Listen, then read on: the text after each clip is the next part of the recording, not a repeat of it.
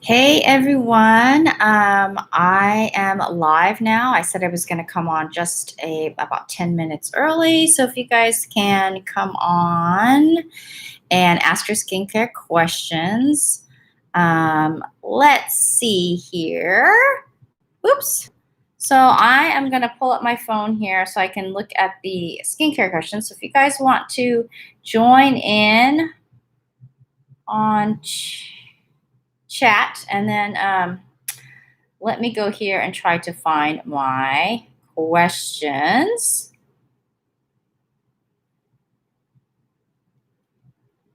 Oh, here it is. Okay. So before we get started, I see 10 of you guys. I don't know how many of you guys follow me or not, but I did not even realize, I've been so busy, I didn't even realize it was Labor Day weekend until we got here. So we did some filming. Well, hello, happy Friday. Yes, Miss Beauties. So, oh, you know what? Before I get started, I do want to say, so I get some, it's so sad. I get some comments on people who, um, they feel really self-conscious about, their skin or sagginess or aging and all of that things. And because I have worked on all sizes, shapes, and I have really learned over the years the beauty that each individual has. And actually, when you get to know people and their personalities, have you guys noticed that, like, really kind people actually look more beautiful, and the ones that are very physically attractive, maybe they're not so kind, they start to not look so they don't look so good. So I want to say to all of you guys, I can't really see you guys, but I think that every person, man and woman and child, has something unique to offer. And I just think everybody has beautiful features. So I know that some of you come to me and you share your heart with me, telling me that your saggy skin, your hyperpigmentation, acne, like especially acne. When I work with a lot of acne patients, they can't even look at you. They can't even give you eye contact, and it just saddens me. And these are usually the most sweetest, kindest people. So let's see if I can find some questions not related to skincare yet. Hey there.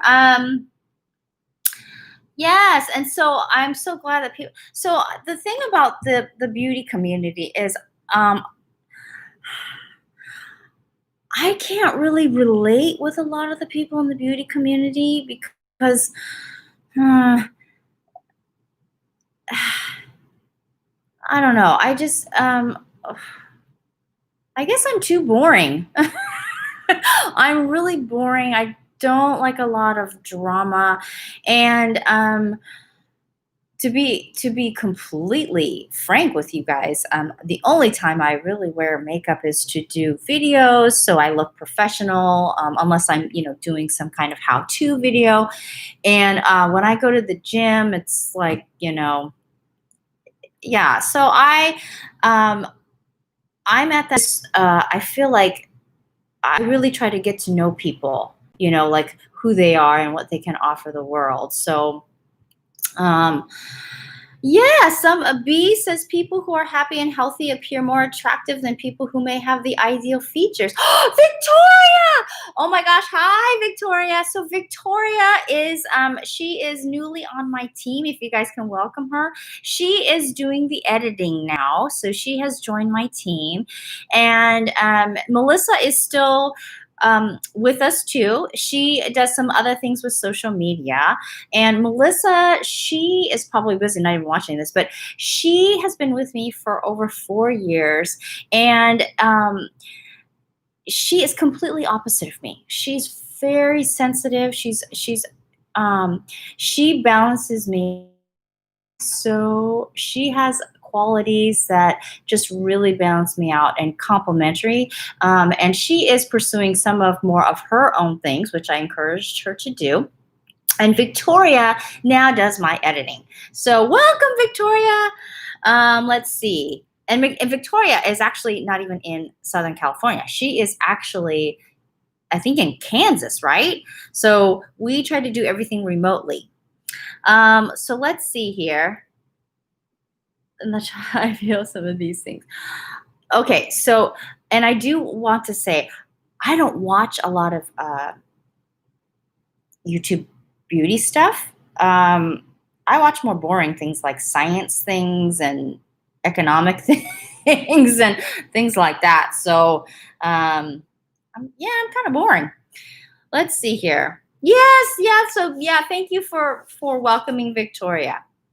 So, before we get started, are there any things that you guys like? Where are you guys coming from? Actually, I don't know where anybody is coming from.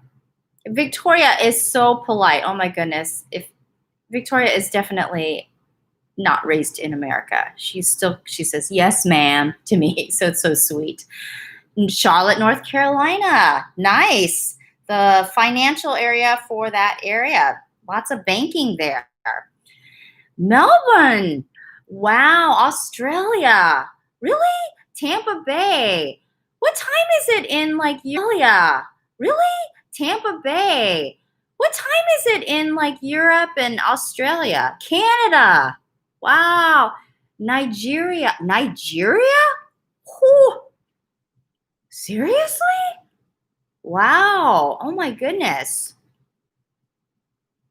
So let's see. Glendale, Arizona. Let's see. They say yes, ma'am, here too. I know. India. In 4:30 in the morning in India? San Francisco, Oakland. Okay, so fellow California people, but I'm in the South, small town in South Carolina. Nice. I love the people in the South. They're so polite, I think. 1:30 in the morning, or 1:03 in the morning. Okay, let's see what time it is here. Okay, so let's get started. So this is what I'll do. Um, there was somebody further. Let me scroll up here and see what can you do to reduce those brown spots on the side of my face. Okay, so if they are the brown circle spots that you're talking about, so those are called lentigines, and a lot of times those are age related. So a lot of those, what you can do is the more common types of lightening agents that you can use are AHAs or hydroquinone and things like that. So the thing about it is when it's in the summertime, it's a little bit tricky because the very things that lighten the dark spots and even out the skin tone can also bring about more hyperpigmentation later on with the sun. So because it makes your skin more photosensitive. So what I always try to do with my own clients is to have them use exfoliants that you don't leave on, you don't leave on your skin, that you exfoliate your skin. It may be even the same skincare ingredients. And then, but rinse off and do that at night. And then also use a lot of natural lighteners and brighteners. Now, I'm not someone who is against hydroquinone or anything like that, or against retin-A. It just depends on the person. So when somebody says, this is the holy grail of skincare ingredients, like for me, because I have done over 26,000 treatments according to my software program. And the amount of different people that I have touched as far as skincare, I have come to really learn not every skincare ingredient is beneficial for every skin type. So generally speaking, those skincare ingredients can be helpful, but it doesn't mean every single person can benefit from that. So the one thing that you can do is use a sunscreen that has lighteners and brighteners and layer that. Use the exfoliants at night. I actually reduce the times I exfoliate my skin on a weekly basis because I am in Southern California and there's a lot of sun. And I love the outdoors. So I'm not like one of those people like my mom. She wears a hat and glasses and gloves and everything, and she's in her 80s and her skin is still beautiful because she's avoided the sun all her life. I love the sun, so I like to enjoy life. So I will wear sunscreen and I do wear a hat, but I am still going to go outdoors. So I'm not really a freak about it, but what I do is I do change out my skincare regimen to accommodate the season. Let me see here. Oh wow, look at all this. Even Rita, she says, I'm so depressed due to my melasma. Okay, okay, so when you guys are affected so much, like I can understand when somebody has really bad acne that they can't even look at people. I've uh, treated those types of people, so I understand that. But you have to understand that your value, and social media, which is why I'm not on there a lot. Social media and they emphasize the value of a woman is her appearance, and I get that. I understand that. I can appreciate that. But I think you have to understand that as an individual, whether you're a man, woman, young person, you have to work on qualities that are inside as well, because eventually there'll come a time when all of us cannot use our appearance. If the value is in the appearance and our appearance fades a little bit every day, then you become these people who have nothing to offer and are just empty shells of human beings. So, and this is one of the things that why I retired my brick and mortar store. I'm doing more online so that I can do other things that aren't so emphasized in that.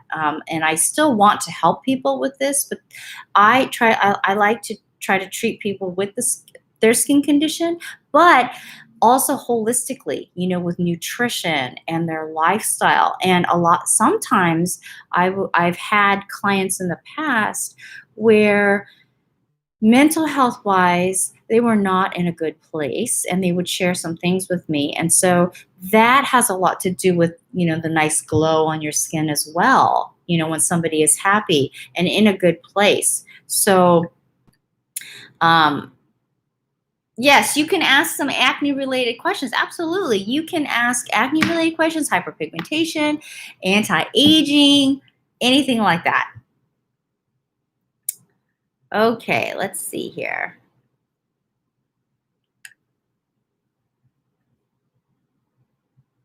How to get rid of acne marks fast. Okay, used in the morning or at night. Okay, so vitamin C is a morning. Usually it's morning time, especially if you are using any type of retinoids or anything that can sensitize your skin. Vitamin C should be in the morning. Now, you have to be careful. Your skin, there's clinical studies that have shown that the pH of your skin has to be acidic. Okay. I think it said, what did it say on there? 4.6. Your pH of your skin actually has to be 4.6 for that ascorbic acid to be effective. And you have to look at your vitamin C serum. If it's a vitamin C serum, it has to be paired with something that makes it stable enough. So somebody wrote on there, I can't remember, they said, well, why buy something from SkinCeuticals, which is expensive, when you can buy a whole bag of ascorbic acid? Okay, so the thing is that once you open that packet of that big thing, obviously you're not using that whole bag. So now you're starting to oxidize that. So it doesn't make sense to buy a huge thing of it if you're not going to use it quickly. The skincare companies, and I'm not saying that you need to use SkinCeuticals, but I'm just using them as an example, or any other one. This is why they use ingredients to help keep that vitamin C stable, like triethylamine or ferulic acid, and that they have that special formulation of that pH. So You can make your own vitamin C serum, but unless you have something that is preserving it and keeping it shelf stable, it's going to oxidize really quickly. And so there's another antioxidant that's actually, I think it was it 6,000 times stronger than vitamin C and a lot more stable, and that's called astaxanthin. And I'm going to do a video on that. And there's a lot of clinical studies that have proven that. Let's see here. Okay. How to get rid of acne marks fast. Okay, so the darker your skin is and the darker the acne scars are, the longer it's going to take. And the more sun exposure that you get on those acne scars, the darker that they get faster. So it's really important to avoid sun exposure. That's one. And also to exfoliate a lot. And if you can, a lot of, you know what's weird is a lot of clients who have had Fitzpatrick 4 and 5, even 6, a lot of them don't really respond to hydroquinone that well, which is odd. I mean, the people who have the melasma, it may, but when they have these like acne marks, I have seen that when they use like glycolic acid and phytic acid, that seems to work better. So because I can't see your skin, I don't know, but based on like my experience working with a lot of clients, that seems to work better. Okay, let's see. Treatment for dry with fungal acne. Okay, fungal acne is a whole different thing. So fungal acne is yeast overgrowth on the skin. And so that bacteria feeds off of sugar and the fatty acids in the sebum of our skin. So there's a couple things that you have to focus on. So you can use antifungal things, but it's the pH of the sebum. So when you're making the oils, what you're eating, so if you're eating a lot of sugar and a lot of processed food, the pH of your sebum can be affected. And so then that bacteria that's on your skin, the bad bacteria, feeds off of that. So if you start eating like healthier foods, and it takes a longer time, I get it. Some people don't want to do that, but so what happens then is that not only do you produce less sebum, the pH of the sebum changes, and so then what happens is it's less sugar, so then the bad bacteria, you're basically starving off the bad bacteria and increasing the healthy microbiome of your skin. So a lot of times when you use antifungal products, they really dry out your skin because they're trying to dry out the oil, because the sugars and the fatty acids in the oil is what feeds the bad bacteria. So it's treating the symptom. So you have to go about it by what you're eating. So it's slowly over time, it does take months of changing your diet so that the pH of your sebum is more acidic, and then eventually that bad bacteria dies off. And that's the same with your gut as well, because it does start with the gut. There are probiotic skincare that you use. I've done some clinical research things, read some papers on that, and they said it does work temporarily, but you have to keep using that because it doesn't stay on the skin if you don't have enough good bacteria on your skin. Okay, let me see here. BHA for my dose, not making any changes. Any other ingredients that you 2% BHA for my nose. Okay, so for your nose, so you're not indicating if it's like if you have blackheads or comedones, or you actually have breakouts, because BHA helps a lot with blackheads, not necessarily comedones. When using Retin-A and peeling, should I continue to use even when peeling? That's actually normal. For some people say that they don't peel at all, but that's actually normal that you're starting to peel, because what it does is it actually increases skin cell turnover rate. The thing is, is that if you're using that and you're peeling, you really need to avoid the sun. Everybody talks about sunscreen, and yes, that's true, but you have to remember, sunscreen is not 100%. It's still allowing some amount of sunscreen to get through. It's not 100% because sunscreen is not opaque. So you really need to avoid the sun, which is why I'm not against Retin-A, but if you're going to use it, I always say, you know, why do you have to use it in the summer? I mean, you can use it in the fall and the winter time. Hi, Carolyn. If I treat the fungal acne right and heals, different batch comes up. My skin hasn't been clear for the longest time. The texture is bad. Yeah, so that, yeah, it sounds, it's a diet thing, right? Because your skin is part of the integumentary system as well. So it's all part of, it's a systemic. That's why you can take a birth control patch or a nicotine patch and you can place it on your arm because it's systemic. Okay, can we mix benzoyl peroxide and adapalene instead of Epiduo gel? Okay, so that depends on what type, because you have to remember, like benzoyl peroxide, is it in a gel? Is it in a cream? Is it in a lotion? And for what type of breakout, Amani? Best skin spatula? Okay, can you be a little bit more specific with that? I don't know what that is. What products do you use for microneedling at home? Okay. Microneedling microneedling, I'm actually going to do a video on that. You do have to be really careful with microneedling. I've had some people use the microneedling and they started to get hyperpigment patches right here. So it's really important how you do it, what type you use, as well as what serum that you are using it with. If you have been using Retin-A in the last 6 months, because it does stay in your system, and you use microneedling, you can increase more sensitivity and the inflammation is actually more. So you do have to be careful with that.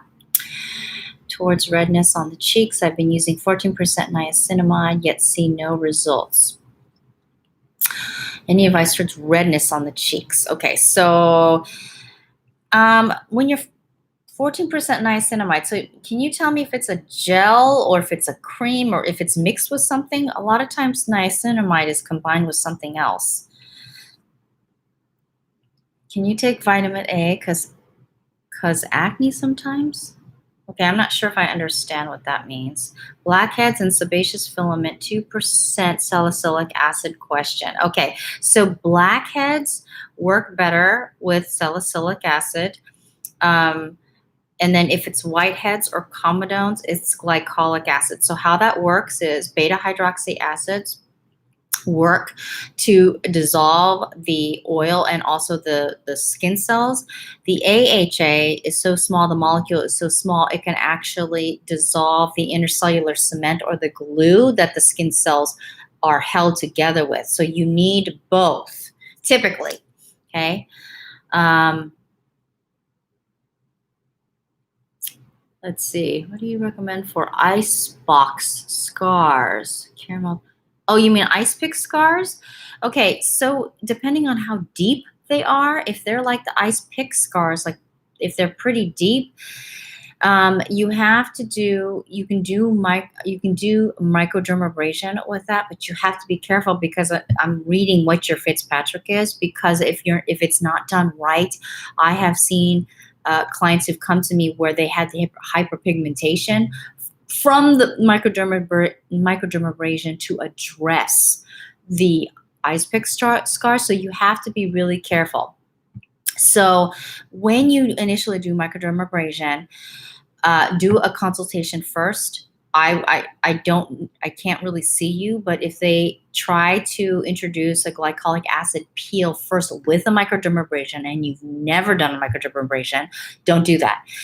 They have to see how your skin responds with the microdermabrasion first, and then if your skin responds well, then you go back and you have to go slower, because when you inflict a sudden amount of inflammation, especially for darker skin people, you will produce more pigments, where people on the lower part of the Fitzpatrick scale, they get their inflammation, obviously they turn red. Over time, their skin tends to get more fine lines and wrinkles.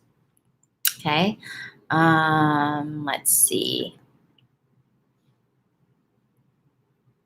Oils like rosehip oil for acne scarring. Okay, so For acne scarring, the rose hip oil is really doesn't do much for hyperpigmentation. That is really for there's a lot of essential fatty acids in there to help keep the skin soft if you are lacking lipids. So a lot of times I'll hear acne people say, I heard that this oil really works, but all it did was make my skin break out even more. Well, that's because you guys are already producing enough oil. That is not your issue. Your issue more than likely is the hydration, is water.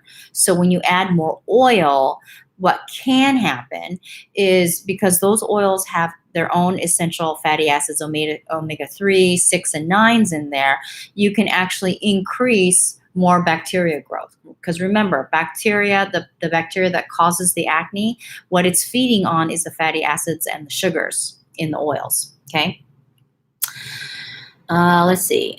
Types is better for hyperpigmentation and melasma. Okay. So, generally speaking, because I haven't seen your skin, mineral, especially zinc oxide, is a natural anti-inflammatory agent. And so I would say if you have hyperpigmentation and you're using other things to lighten the hyperpigmentation, you should use a mineral-based sunscreen, because chemical sunscreens, especially oxybenzone and avobenzone, and octocrylene, they tend to cause stinging in the skin for some people. Let's see. Oh, you're welcome. Ingredients and products that would be good for me. I have dry skin and I'm also in early menopause because of cancer treatment. Okay. I'm only 20 years old and want to avoid wrinkles. Okay. So here is a good one here. Okay. So this person, she's only 20 years old. Okay. And she is in early menopause because of cancer treatment. So what's happening with her is her challenge from a typical 20-year-old is not, her issue is somebody who's in their like mid 40s to 60s. So what's going to happen over time is you need probably, and I haven't seen your skin, is you need to use a lot more ingredients that have essential fatty acids, because as the estrogen drops, the estrogen drives the collagen and elastin formation, but also we start to lose that essential fatty acids. And so then our skin, it can't stretch as much. It gets drier, it gets crinklier. So, so of course you're going to have dry skin. I would actually, what I would do too, now again, I haven't seen your skin, you're probably going to have to use some things to stimulate the fibroblasts to create the collagen and elastin. So like these collagen creams that say if you apply collagen, you get collagen. No. So you're going to probably use, and again, I cannot see your skin. So if you have tougher skin, microdermabrasion, microneedling, anything that kind of stimulates your skin to regenerate new skin, which is what people my age have to do, because everything slows down. I wish I could see your skin. And then also too with your diet. Because if you eat more foods that have higher in omega 3s, such as salmon, tuna, flax seeds or flaxseed oil, what's that other one called? Yeah, it's flaxseed, chia seed. Now with flaxseed, here's the thing with flaxseed. If you eat flax seeds, you don't digest them, they come out whole, so make sure it's ground to get the omega 3s. So if you eat a lot more of that, that will not only help with reducing inflammation, but it actually helps with producing more essential fatty acids in your skin. Okay, so let's see. Okay, so Neha, I've been taking vitamin A supplements and I've been experiencing acne. Why is it so? I don't know. I mean, I'd have to know what your diet is as well. Look to see if it has anything in there with DHEA in there too, because sometimes I've seen some vitamins with that and that affects your testosterone levels. Let's see. Dark circles and hollow under the eyes. Okay, so some people are, again, I'd have to see that, but some people are genetically like that. Um, Dark circles, hollow under the eyes. So obviously, I mean, I don't know what your age is too. So some people just have them genetically, and other times, as we get older, we have less collagen, so you can see. So the blood is pooling underneath our eyes, especially when we are tired. That happens because I notice sometimes in my videos, like I will have had a really busy week, and I'm still trying to push out those videos, and you can see the dark circles on in my eyes. So there's a lot of different solutions.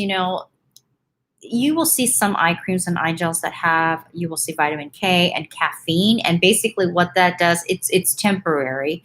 It basically constricts the blood flow, of your capillaries so that it does temporarily go away.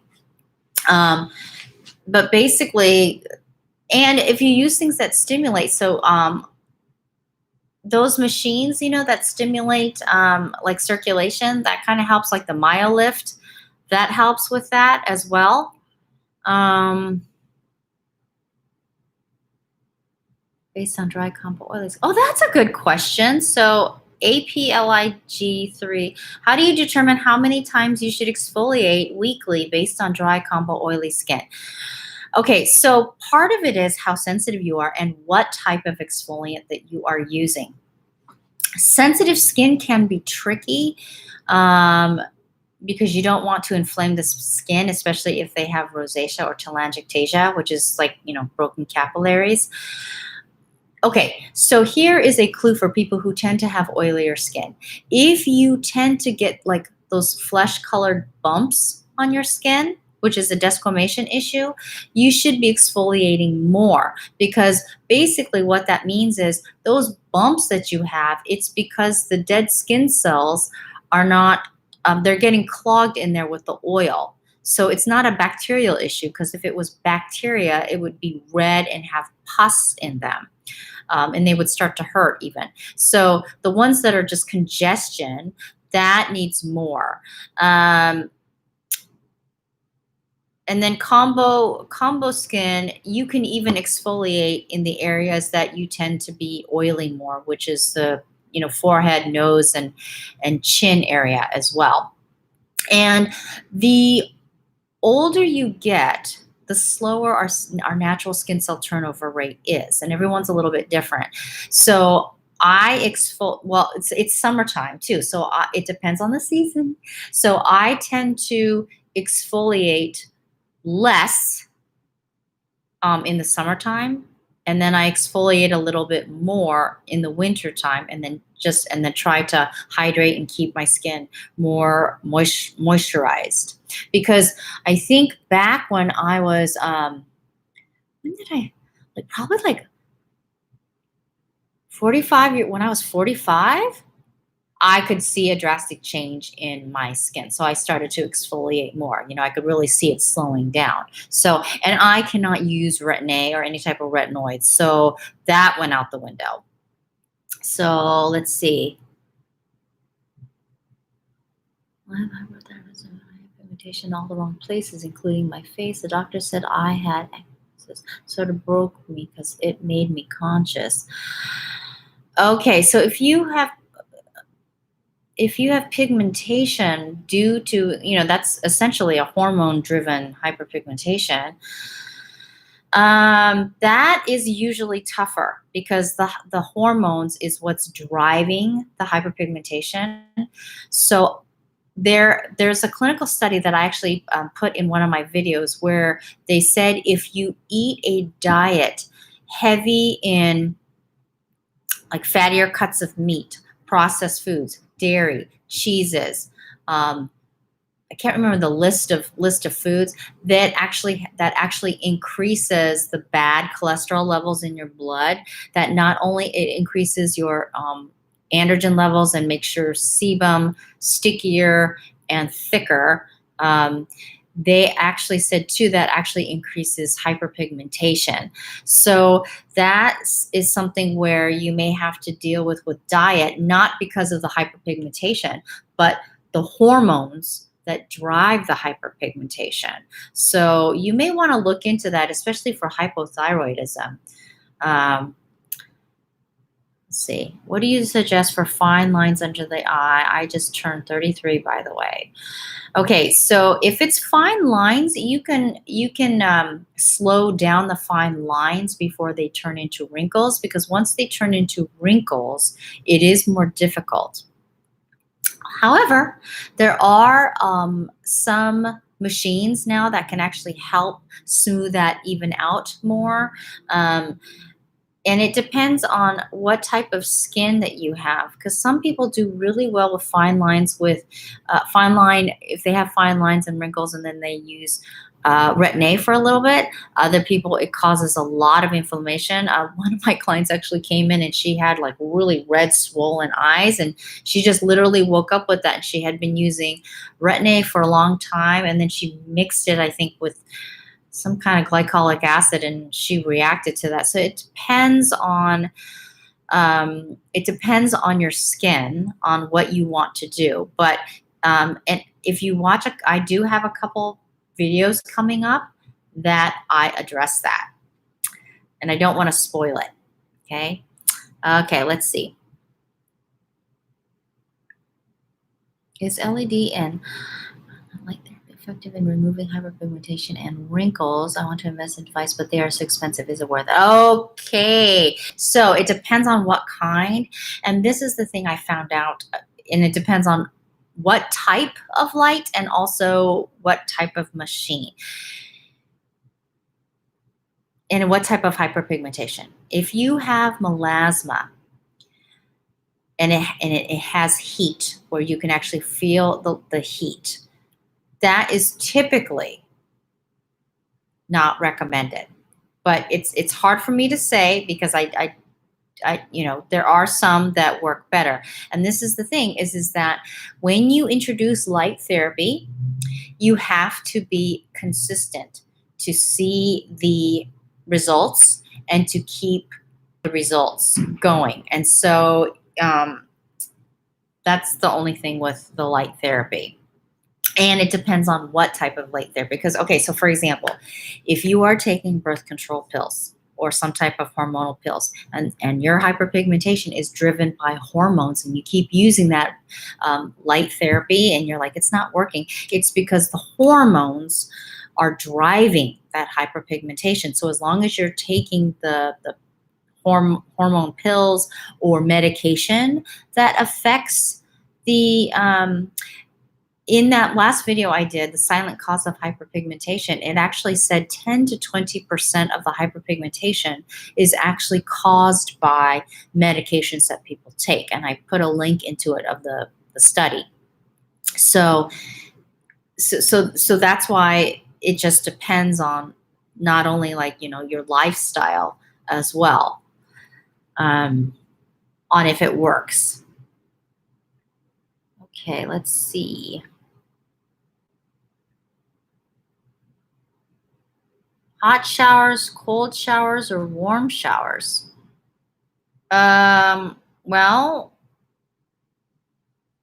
obviously, people like to take hot showers in the wintertime, but that tends to dry out the skin. And then, the hotter the water is for hyperpigmentation, that's usually not recommended. So why can't you use retinoids? I personally can't use it because my face turns so red and I get hives. So it doesn't work for me. Oh, that's a compliment. I look like I'm in my 20s. 20s. Oh my gosh, I could have kids that age. I could actually have kids in their 30s too. So let's see. Occasionally I get white flaky patches on my skin, then they disappear, and then they come back some. It has been like this for years. Any advice? Gosh, I mean, depending on what it looks like, but how you're explaining it, that sounds like it could be eczema or psoriasis. What I would do is I would pay attention to what you have been eating, and then when you get them. So, okay, so let me see. I know I had some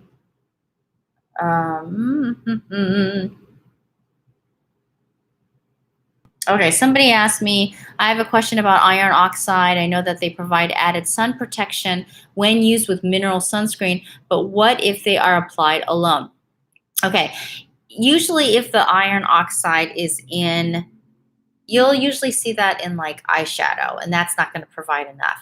The FDA actually said that really powders, like makeup powders that say that they have SPF 30 or 50, you really still need to use sunscreen because very few people are going to wear so much powder, that it covers the skin well. And I mean, you guys know they tend to rub off or sweat off or create, like if you have creases in your skin, it kind of like separates. So I still would use sunscreen on top of that.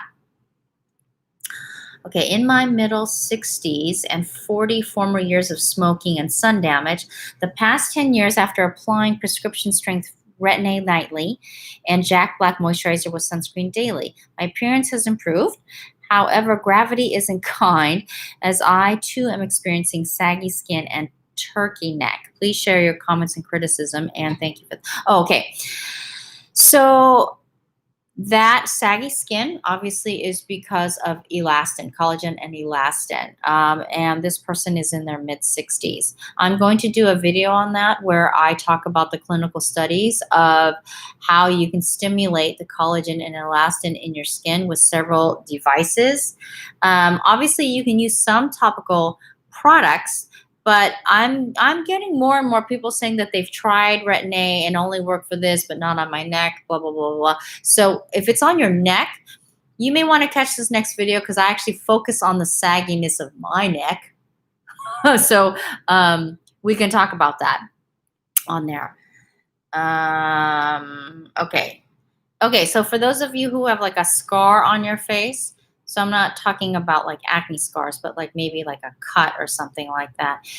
If the scar was deep enough that you have irregular striations, so the collagen and elastin fibers are irregular, so it looks different obviously from the rest of the surrounding tissue, you can exfoliate to help minimize that. But if that scar is deep, you can help flatten it out over years, but it's never going to look completely the same as your regular skin. You can consult with someone to do laser or some more invasive procedures, but to expect it to look exactly the same as your face or wherever on your body, that's not going to happen. Okay, you can smooth it out and give more regular appearance of the scar. Vitamin E can only help to a certain point, but really, because you can help even exfoliate it, because when you're exfoliating, what happens? You're forcing your skin to regenerate new skin cells. So you can help make it appear smoother. But for me to tell you, oh, if you just do A, B, and C, then it's going to look exactly like the surrounding skin. No, probably not. Okay, let's see. Oh, you're welcome. Oh, my skin is amazing. Okay, I have a video, you guys. Thank you for the compliment. I have a video coming out where I have no makeup on and I'm doing a treatment so you guys can see I don't have perfect skin. I have hyperpigmentation. I have fine lines and wrinkles that you guys can see. I don't use any filters. And Victoria, if she's still on here, she can tell you because she gets all the raw footage of everything. I don't know how to do all those things. And frankly, I'm too lazy. I mean, who cares, right? Yes, Renee, thank you. I mean, beauty begins from the inside out. So I try to look my best. I think it's important to look your best and be presentable. But, the filters and all of that stuff, I mean, I don't know. I'm not familiar with those. Do they even work, or I don't know. Oh, sure. Let's see. I'm 68 and starting to get that dreaded turkey neck and the lower part of yeah, me too. And then the exercise. Oh, okay. So you can actually help with the muscles. There are some things that you can do to help firm up your neck area. Yes, there are some. But it also depends on how, what it looks like. But yes, there are things that you can do to strengthen your neck area and then even like your oral area right here because it's all connected. Video on that's what I want. Make it possible. Okay. Okay. So I had some other pretty interesting ones here. What's your opinion on white tea versus green tea for skin? Also, what about centella? Have you heard about MPEL, which has MEP and mimics estrogen for menopausal skin? Also, it says there. Okay, so green tea. Okay, so there's a lot of skincare products that have green tea in there, and it'll say green tea extract, Camellia sinensis, or they will use the it'll say epigallocatechin, or there's different ways, and it's usually lower. A lot of clinical studies have shown that the green tea extract doesn't absorb as well into the skin unless you use niacinamide in there. So I think it's good that products have green tea in them. However, I think it's more effective when you drink green tea. I do. I think that's way more effective than applying it on there because in this clinical study, I did link to one of them on there. You can put it directly on there. It does help your skin. But if, let's say you have a hyperpigmentation and you're taking green tea and you're just putting it on there, I don't think it's as effective as L-ascorbic acid or other products. I definitely don't think it's as effective. I think it does a lot better at the cellular level with green tea. And I also read that if you take green tea with, I forgot what the ingredient is, it actually inhibits absorption. So you have to be careful.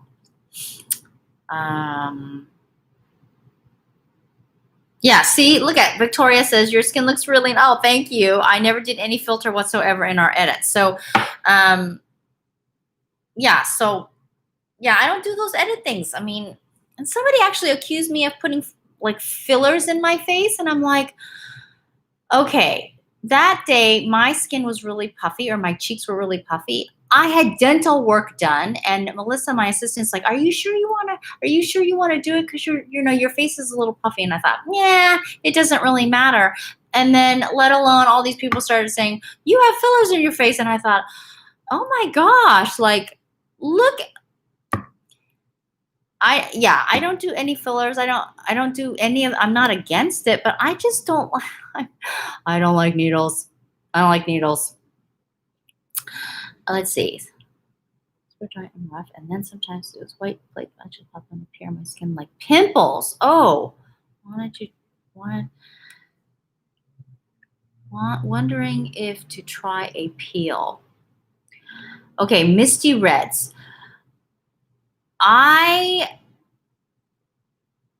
I would have to see your skin before I'm actually going to recommend a peel. I never want to recommend a peel on somebody who I haven't seen their skin because I've seen some damage with some people who did it the wrong way. Do I recommend a diamond peel? You mean a diamond microdermabrasion? If so, it depends on the skin type. What I have seen in my practice, and I've seen a lot of different people, what I see is people who have fair skin because they are so afraid of aging. I think it's a cultural thing that sometimes they overdo it. And then they inflame their skin unnecessarily, and then they end up prematurely aging their skin. That's one thing I've started to see probably in the last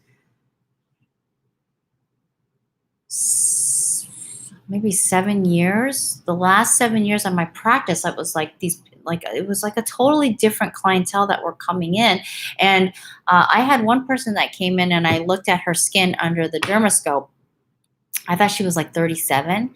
And then when I looked at her paperwork, She was 26. And I was like, girl, what have you been doing to your skin? And one of the things that she started doing was microdermabrasion and acid peel. And she said she started when she was 20, 23 or something. I said, why? I mean, her skin looked okay, but then, she had all these like fine lines in her. She just had like older skin. So, um, yeah, it just depends on the person.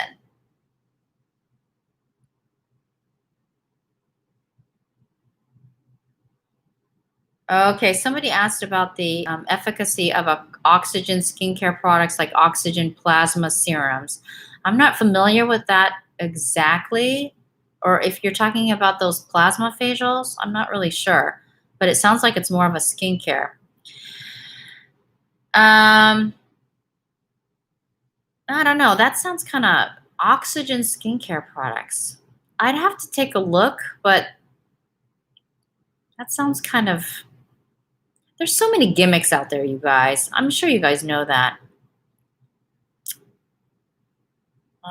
Let's see. Someone who says she's pregnant with bad acne. That's a little bit iffy because she's pregnant. And then bad acne, right? Because that's hormonally. You want her to be safe. Um, You can still use salicylic acid because the levels of it are so low. So you can still use salicylic acid. You can use glycolic acid. The thing that's different about with pregnant women is that your skin maybe become more sensitive or actually even change whilst you are still pregnant. So, and some people's skin become more sensitive during pregnancy as well. So, let me see. This person says, melasma on dark skin that are safe while breastfeeding. Also, if you are able to do a beauty breastfeeding mom. Okay, so people who are breastfeeding, I don't recommend that you use hydroquinone while you're breastfeeding. There are other things that you can use that are much safer. The only thing is it just depends on your skin. I would concentrate more when you are breastfeeding or you are pregnant to use things that like vitamin C or mushroom extract and things like that versus more harsher ingredients. Let's see. Okay, so somebody said, I heard a dermatologist say microneedling will make my melasma worse because I'll only be pushing the pigment deeper into the skin. No, that's not how that works. Pigments come from the bottom up. It works its way up into the skin, not like pushing it down. However, if there is more inflammation, it can, not that it will, it can be not because you're pushing the pigments further down, but because you're inflaming the skin. And then later on, anytime you inflame the skin, you can stimulate more hyperpigmentation.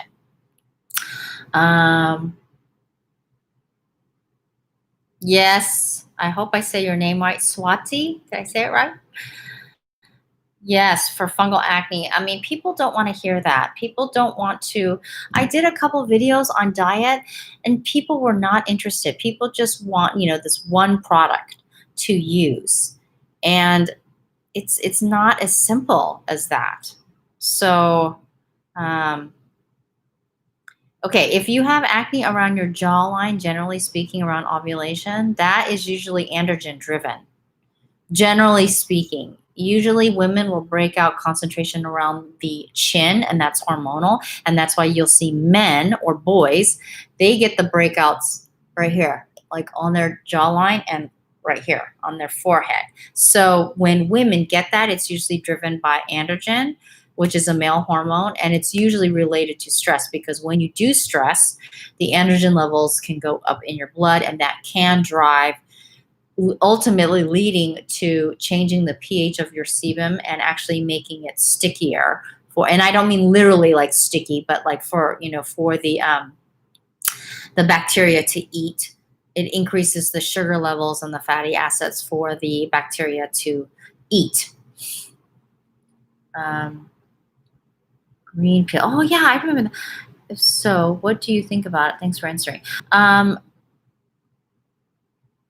I don't know. I mean, I heard about the green peel, but I personally never used it in my practice. So I cannot speak to that because I don't know.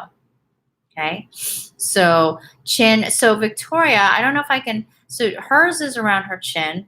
Um, and she also has PCOS, polycystic ovarian syndrome. So that's actually very common. So when it's hormonal like that, it's even more important. I know you guys probably don't want to um, hear this, but it's even more important with diet, as you know, because that can really affect your hormones. So yeah. And this is another thing too. If your breakouts are red, or red with pustules, that's usually bacteria related. If it's like flesh color bumps where it's not red and it doesn't have pus, that's usually not a bacteria issue. Usually that is, you have to exfoliate more. Okay. Okay. Let me see.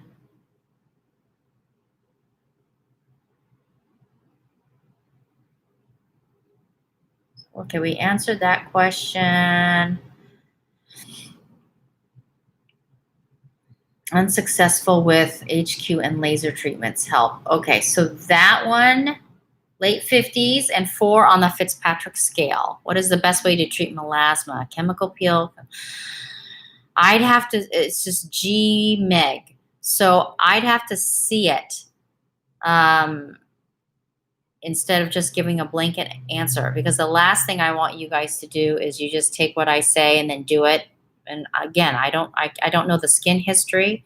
I'm going to be doing a video on a client that I did that had heavy duty melasma, and she'd been fighting it for about 20 years, a little bit over 20 years. And you'll see the difference in her skin already start to brighten. But she already knew going in, based on her past experience and also what she's done in the past, it's not going to be overnight. Can you? I already answered that one. Oh, see, how can we treat hypopigmentation caused due to a chemical peel? Okay, listen, you guys, see, this is what I'm saying. So hypopigmentation, not hyper. So hypo, meaning there's lack of pigment. So this person is asking what to do if they had hypopigmentation caused by a chemical peel. So when you have hypopigmentation caused by something, that's irreversible. Okay, that means that melanocyte has died.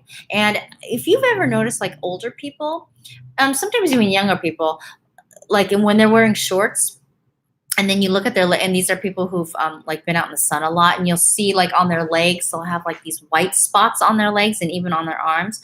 So as we get older, sometimes our melanocytes die and they don't regenerate, and so then that specific area right there won't have any pigments. So so if you did something where you have a scar deep enough and it's white, so hypopigmentation, that's it. There's nothing you can do. So that's irreversible. Okay. Okay, lasers that are suitable for black skin tones. Okay, so black skin tone. Okay, so there's a whole array of dark skin tones, right? And based on I haven't seen your skin, but you have to make sure that the person that you're going to is really experienced. Like maybe they have some photos of before and after, because the most common complaint of people who have dark skin is when they do laser, it comes back. That is it comes back. And then because they got burned, when it comes back, it's really stubborn. Now, I'm not saying all of them. So it just, when you say laser, I mean, I have to be, it just depends. And it also depends on your skin. Oh, this is the other thing. It depends on your skin's history. So if your skin has incurred a lot of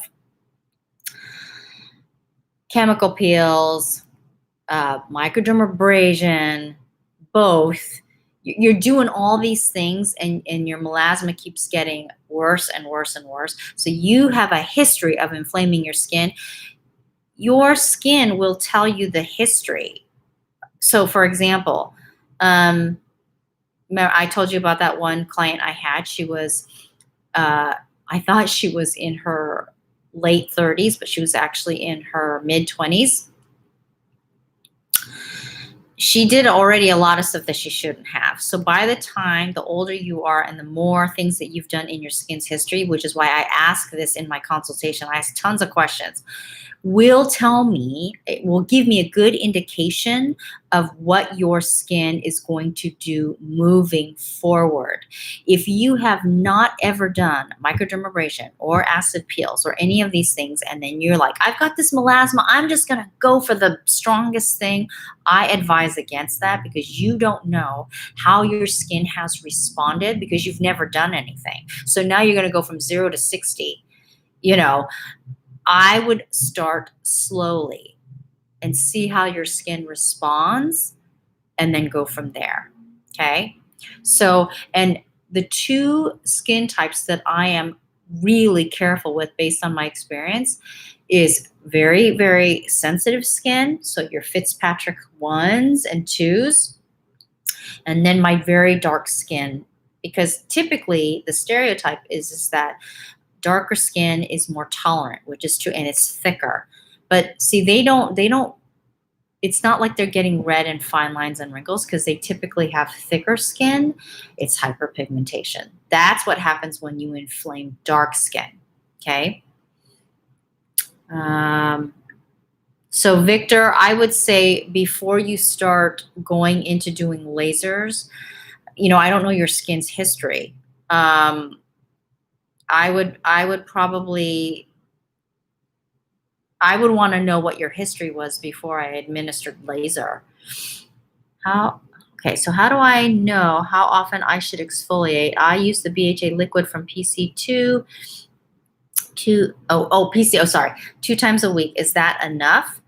Generally speaking, because I can't see your skin and what you're using it for and what other products you are using it in conjunction with, that should be okay. And use it at night if you are somebody who has Aaliyah. If you have darker skin, I would be more careful during the summertime. Okay, so yeah. Oh, Victor, you're welcome. Okay, do we really need hyaluronic acid? Okay, so you know how like the beauty industry says this is the holy grail. This over here. Okay, this over here now. Okay. I've been in this industry long enough that they come full circle. However, I will say that because there is more funding that is going into advanced scientific research on skin, because obviously they see there's money in that. Okay. Hyaluronic acid is a humectant, and some skin types will respond much better with that than glycerin. Some people respond much better with glycerin. Other people will respond much better with polyglutamic acid. It just depends. So hyaluronic acid typically is sodium hyaluronate, and they have to dissolve it because it's a type of salt, right? So they have to dissolve it. So typically it will be, not always, but typically it's water-based. So that usually works better for some like breakout prone skin types. Other people say it breaks them out. Polyglutamic acid tends to work better for people who are both water poor and lipid poor, because it forms like this film on your skin. And then glycerin, some some of my clients who are breakout prone couldn't use that because it made them break out. Other people who were breakout prone who used glycerin, it was fine. It also depends on what the formulation is. So all of you out there who are looking for this serum or that serum, you have to remember that what your best friend is using or what your mom is using, whatever, it worked great for them. It may not work for you. And I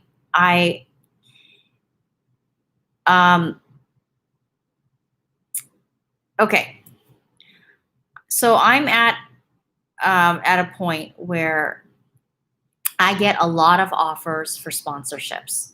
And what you all don't know is I turn almost all of them down. I say, send me your ingredients list or give me the link to your website. And I turn almost all of them down, especially the ones that are from Amazon. So, and then the other ones, what I will do is if it intrigues me, I will look for clinical studies to see if there have been clinical studies administered in this specific machine or, whatever. And then I will try it out and I will let you guys know up front.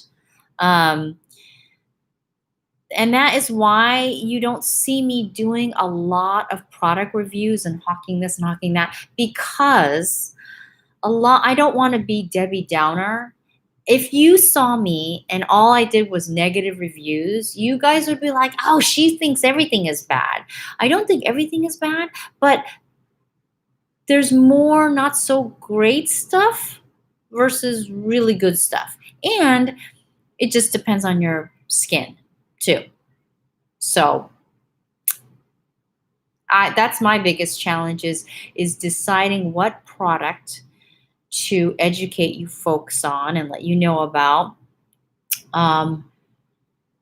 Because there's a lot of them I just can't do. And even though they'll say that they will pay me a good amount, I just don't do it. So to answer your question, 12 deadly sins, do we really need hyaluronic acid?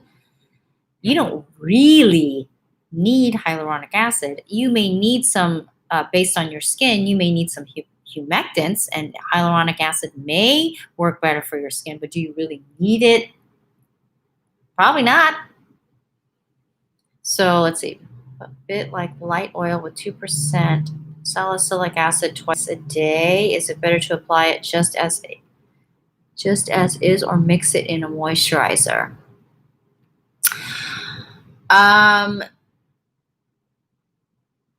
It sounds like it's like almost like a salicylic gel.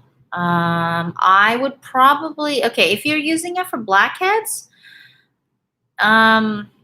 twice a day, better to apply it just as is or mix it. Don't mix it in a moisturizer. I mean, if you want the full efficacy of it, put it on there, let it set, and make sure it's completely dry. Then go to the next step.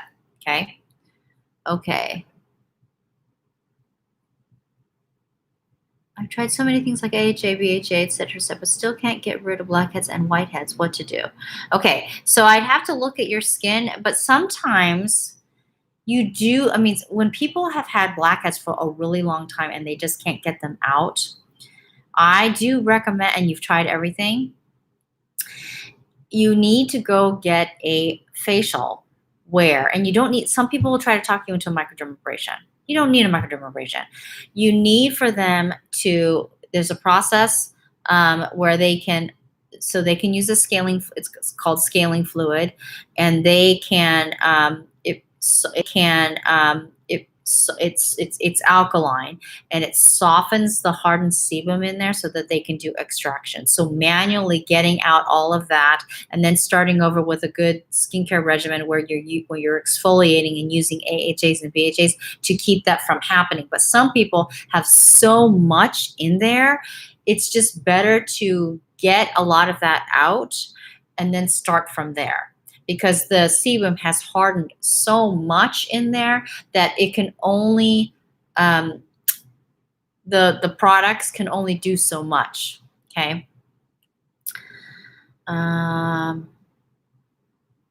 Works with dark skin. It's a real commercial. Oh, what happened? Oh, you're welcome. 12 deadly sins. That would be dream. I can dream. Oh, Victor, that is a challenge. You are right about that. The physical sunscreen. There was one sunscreen that somebody had me try, but I said, I'm really not the person because I don't really have that dark skin. They actually used iron oxide in there. So iron oxide has like kind of this like reddish brown like tinge, and they mixed it with the zinc oxide, so it kind of looked like a brownish color. And they were trying to, but I mean, I used it, and I mean, the color stayed on my skin, but because I have lighter skin, I'm not sure, because there's a couple companies that do have it for darker skin, and a couple of my clients used it, and some of them liked it, some of them didn't like it. And Victor, I don't know how you'd feel about using a, makeup where it's tinted, and then if you're like, oh no, I don't want to do that. So yeah, I understand that is a challenge. Yeah. I'm 38, male, high T, oily skin. Stopping acne with peels and scrubs seems to be aging my skin. Yeah. Or at least causing inflammation. Is there a more gentle way to keep my skin clear? I'd have to take a look at your skin, but yes. Oh, you kind of sound like that one client. Yeah. Okay, you got to get your pH right. Okay. If you're 38 and you got oily skin, chances are you're probably using a cleanser that's too alkaline. It strips the acid mantle, and to protect your skin, and you're a guy, because guys tend to produce more oil and thicker oil than women do typically. Okay. You got to get your pH right for your cleanser, because once you get that pH right for your skin and hydrate your skin, you will actually produce less oil. I actually had this guy, his name is Clint, and he said I could use his name. He had such oily skin. He said in high school, so he was the son of my client. So there was a glass case in his high school. He said his face was so oily. He wrote the graduating year with his face on the glass case. And he goes, my face is so oily. I don't think there's anything on the market that can get rid of this. And I said, let's try it and see. So we did balance out his skin, and it was all about pH of his skin. And I did try to encourage him to change his diet a little bit. That one was a little bit harder. Let's see. Is there more just to keep my skin clear? Yeah, it's pH, Mitchell. It's all about pH, and then what you use on your skin. And what I mean by pH is the cleanser. You got to get your cleanser right. You got to use your right exfoliant. And then you have to hydrate your skin correctly, because that's the tricky part too, because a lot of moisturizers have, this is generally speaking, a balance of humectants, emollients, and occlusives. Some moisturizers have more of occlusives and emollients, because they lack lipids.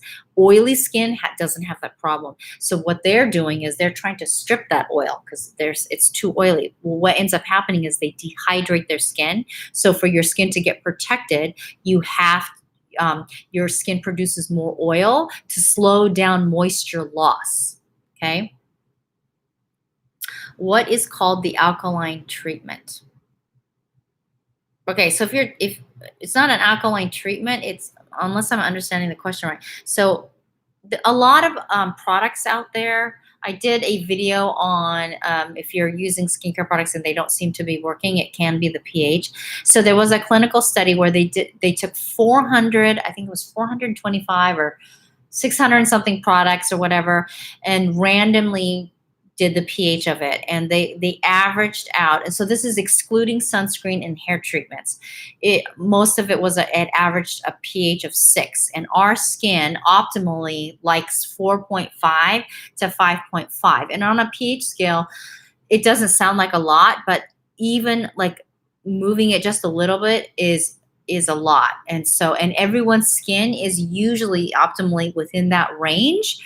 And that is why some people, you just change just a little bit of their product and they break out like crazy. And other people can put all kinds of stuff on their face and nothing happens. And that is because typically their pH of the skin is more acidic. So that keeps the bacterial level and the yeast levels down. Oh, and this is another thing. If you don't have your pH right and you're using the wrong pH for an extended period of time, you can age your skin faster. So you want to make sure that your pH is within that range, and everybody is different. And that is tricky when I'm treating people, because I will have this like protocol for them, and then sometimes like they end up getting dermatitis, so I have to adjust things. So it is trial and error sometimes. Yes, Alvera. I hope I say that right. Do I have online? Yeah, so I do online consultations, and that is on GosieChristyBeauty.com. And it's pretty extensive. I ask you lots. You have to fill out this online consultation. So for those of you who are like wanting the newest thing, as soon as some beauty vlogger goes on and says, this is what you need, and then you use it, and this is another, probably not going. This is for someone who's a little bit more serious and will follow the directions, because I ask a lot of questions, and then I have you take a picture of your face in different angles, and then we do a video consultation. So I'm not for everyone. Let's see. Apply moisturizer before or after BHA. Oh, you have to put the BHA, because it's a treatment. It's considered, you have to put that on first, directly on your skin, because the lipids in the moisturizer will prevent the BHA, because it sounded like that was like water-based. So you want to put that on first. Wouldn't extraction harm, tear the skin? If you go to someone who doesn't know what they're doing, yeah, could. You're welcome. Okay. Why is this one hidden? I don't understand why they do that. Stubborn blackheads. So Tabassum Aziz, I hope I said it right. Stubborn blackheads all over your face. So if you mean that they keep coming back, and you're still using the products that usually prevent or lower the case of blackheads,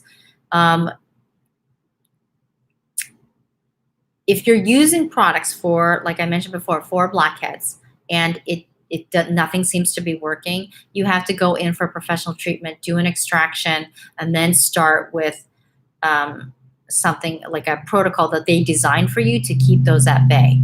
Okay. Loosen whiteheads and black. Okay. Oh, I see. Oh, I saw. Okay, that's okay. I see what you're saying. YS. Okay, that is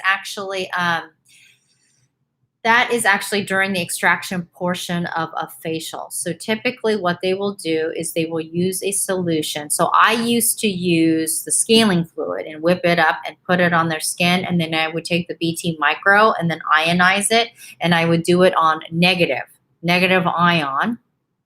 And that would help soften the sebum. So when they go in for extractions, more of it would come out. And you don't have to stress and compromise the integrity of the skin so much.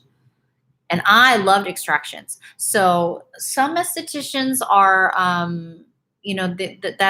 they avoid, they don't like extractions, and I understand that. And other estheticians love doing extractions. So you want to find someone who's actually really good and comfortable with doing extractions, because sometimes they fear that they're going to hurt you because it can be painful to get them out. So someone who's at least comfortable with doing the finger rolling method and using a comedone extractor, typically they will be better just because they like doing it and they're better at it.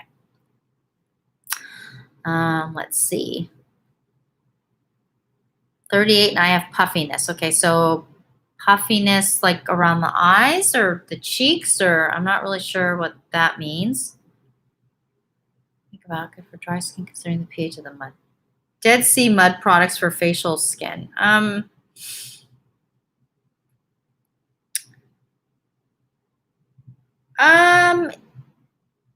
mean, I've heard that Dead Sea can help with like detoxing and alleviating puffiness and that type of thing, but it just depends on the brand and what you are trying to treat. Um, One thing that you'll notice that when you use a lot of those salt-based, they're alkaline. So it makes your skin really, really smooth. So people who are pH sensitive, like let's say you're using a lot of acid-based products to address breakouts, and then you use um, like a Dead Sea salt thing that makes it alkaline. Because remember, in pH wise, in chemistry, alkaline and acid pH mixed together neutralizes, so it doesn't work. So you do have to be careful with that. And acne and keratosis pilaris on his arms help. Okay, so acne, depending on what type. Big T's mom, how cute is that? So if your son has acne where it's a lot of red bumps and pustules, that's definitely a bacterial issue. So some of the things that you can do, obviously, is if he sweats a lot, he has to change his shirt a lot, he has to exfoliate back there, which is going to be hard, obviously, because it's the back. If he has a lot of like cystic acne, that is mostly driven by hormones. If it's like the little red, pustules, not cystic, that can be addressed by lowering the pH, so reducing the amount of bacteria on the skin. The keratosis pilaris, if he has keratosis pilaris like on the back of his arms or like the back of his legs or something, that you can exfoliate there. And here's one thing is that because it's summertime, is to have him go out in the sun with no sunscreen in that area and have the UV rays, because the UV rays will kill a lot and alleviate a lot of that keratosis pilaris. It may come back during the winter, but if he's exfoliating, getting the dead skin cell off, and using things that increase the skin cell turnover rate, and that's one trick, is if he gets just like 10 minutes of unprotected UV rays on there, that helps alleviate the keratosis pilaris for sure. And it may take a little bit longer depending on how long he's had it. Oh, you're welcome. Okay. Retinol A. Retinol A is good for puffiness. No, not necessarily. It's that. So retin A and retinol products is basically it increases your skin cell turnover rate. So it has nothing to do with the puffiness. Sunshine, it really helped mine. Yeah, that's right. So,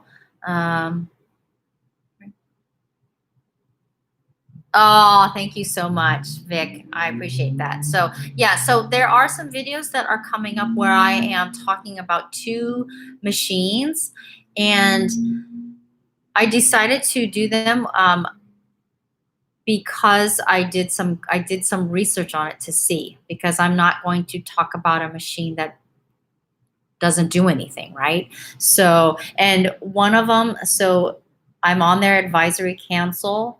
They don't know I'm going to do this video. I'm not going to tell them yet until I get the results of the thing, but I did a lot of research based on their ingredients. So you're welcome, Adriana.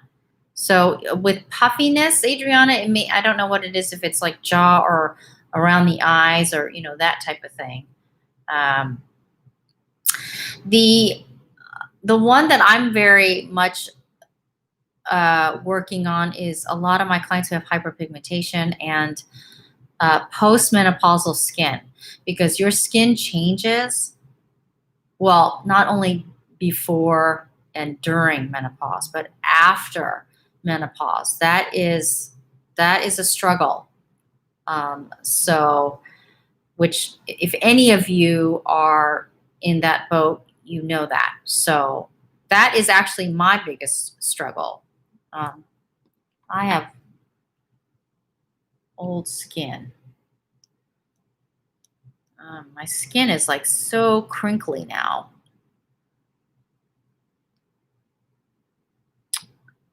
Taking the time to answer your questions. Oh yeah, somebody wants, I think my hydrating gel is maybe sold out. Geez. Okay. Microneedle. Yeah, it's safe. Let me see.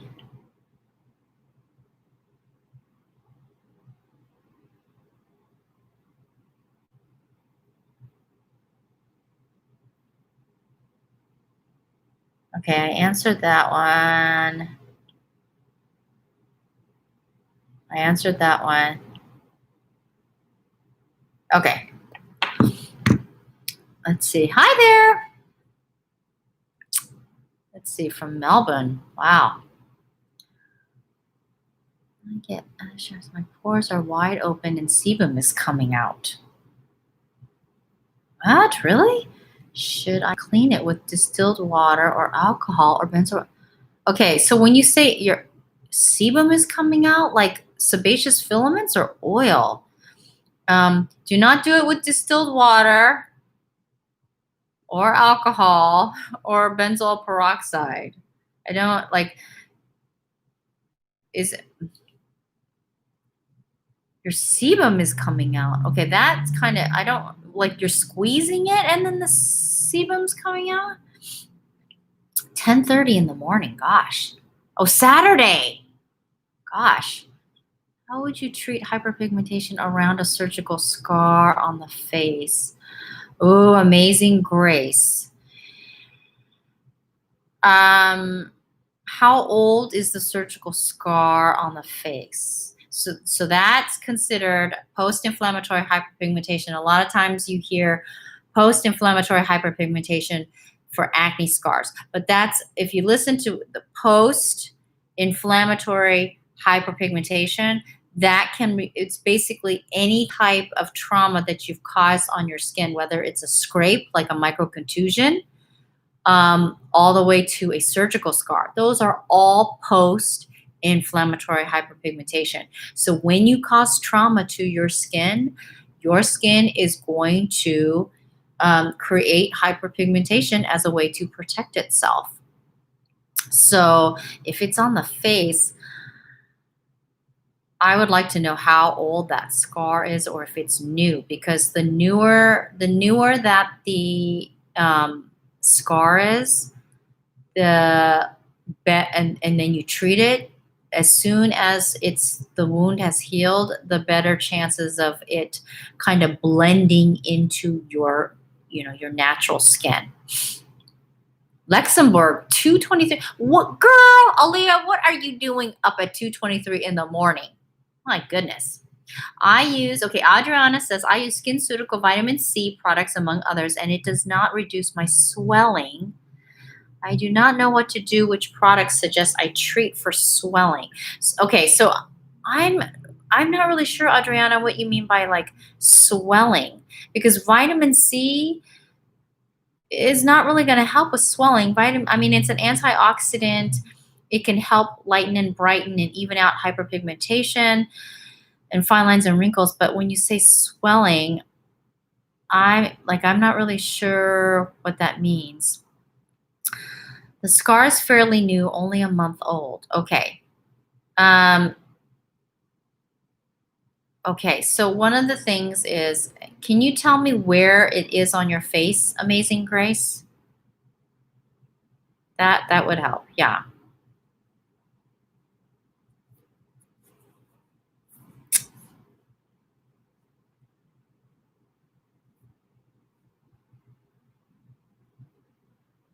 So I did a poll on whether you all wanted to see things, is it just skincare that you want to see? Do you want to see other things, like diet or hair? That was the most requested. And it was 50-50. So I decided maybe to do like maybe one or two every video on that or something, because I didn't want, and I wanted to do like a private link, but YouTube changed in the community thing where you can't do that now. It's in the community post, it's only public. You can do a private link, but a community post for just your community, you cannot make it private anymore. So, okay, let's see. Upper cheek area by my eye. Well, it is kind of good that we are wearing a mask, because I mean, in your case, because you can cover it, because, you know, your face, your arms, your neck, and your chest is what gets sun exposure the most, right?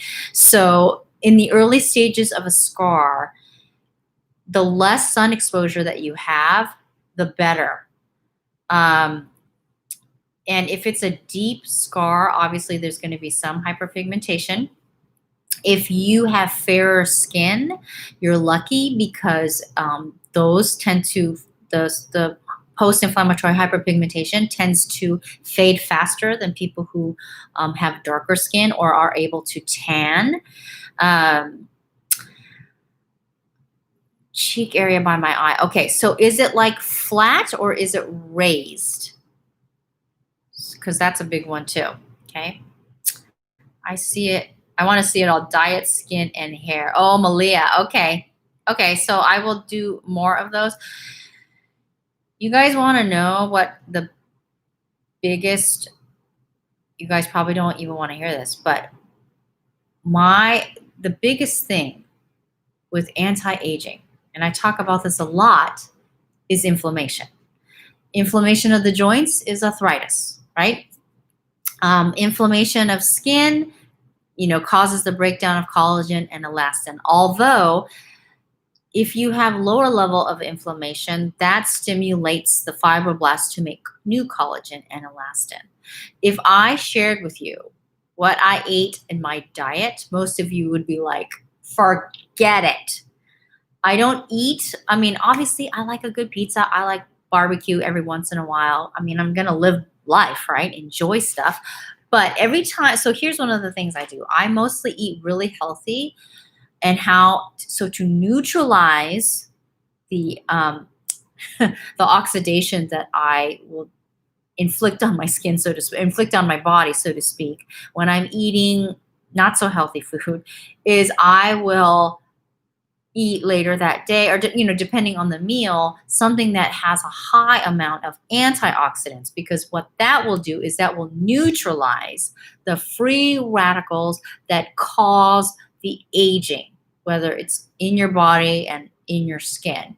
So the type of foods I eat, you guys would be like, okay, forget the diet. I just want skincare. So that's what I do. And one of the things I really notice is that my parents, they eat a traditional Japanese diet. Green tea, natto, fish, and my parents are in their 80s.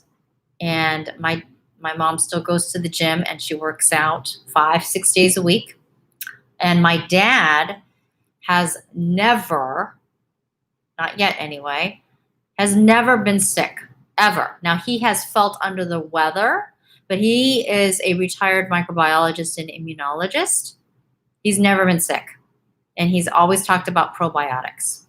So that is something we can go a little bit into, but yeah.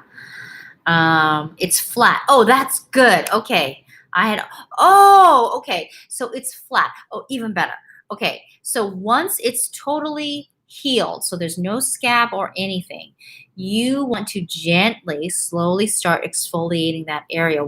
Because the wound is still fresh, but it's healed, right? Because if you use exfoliants and you have a scab there, it's going to come off. So because it's still new, right? The tissue and the collagen and elastin is still new. If you gently start to exfoliate that area and stimulate more skin cell growth while it's still new, especially something that has I don't know if you have sensitive skin or not, because I don't know. I mean, I can kind of see what you look like, but I can't really tell. If you start doing that now and then following that by a lightening serum and putting sunscreen on and avoiding the sun, it may take a while, but like 2 years later, it will almost look like your same skin color. Now, the texture may be different, right? But you want to, if it's still new, your scars, you can significantly change it because it's still making new collagen and elastin. Okay. And so I don't know where you are, Amazing Grace. Are you Were you the one that was in Australia? I don't know if it sells it on Australia, but tell me where you are in the States. Okay. Hi there, skincare nerd. We got skincare nerd on here. Um, we have more translucent rice powder, dual action exfoliant cleanser in stock soon. Yes, that's actually on its way. And the translucent rice powder, I should have more of that. I don't have any more of the small. I just have the extra large size. That is from Naked Potion. Naked Potion. Um, okay, Rosa, I wanted to ask about slightly bumpy skin all over the forehead that are not pimples or milia. Like, what are they? It's so frustrating. Something like okay, slightly bumpy skin. I'd have to see what it looks like, but it kind of sounds like fungal acne, or it could just be that you have a desquamation. Desquamation basically means the skin cell turnover rate, that you may need to exfoliate that area more. So that sounds, it could be congestion. And all you need is like an exfoliant, a rinse off exfoliant, and that you need to, so like glycolic, a blend of glycolic acid, lactic acid, or glycolic acid, lactic acid, salicylic acid in there will suffice. Because that's what it sounds like. Okay. Oh, Rosa, okay. Product you suggested under the image brand of powder exfoliant. Okay, so you could use that. However, based on what you're describing, I mean, I haven't seen it. You need to go on there and find the ageless one. That one probably may work better for you. Okay, I need someone with acne that started spirulina and a lot of the acne cleared up. That's right. Can you explain why this would happen? Okay, so yes, because there's a lot of antioxidants in spirulina, and you know what's weird is some people who use it, they had an increase in acne. Everybody is so different.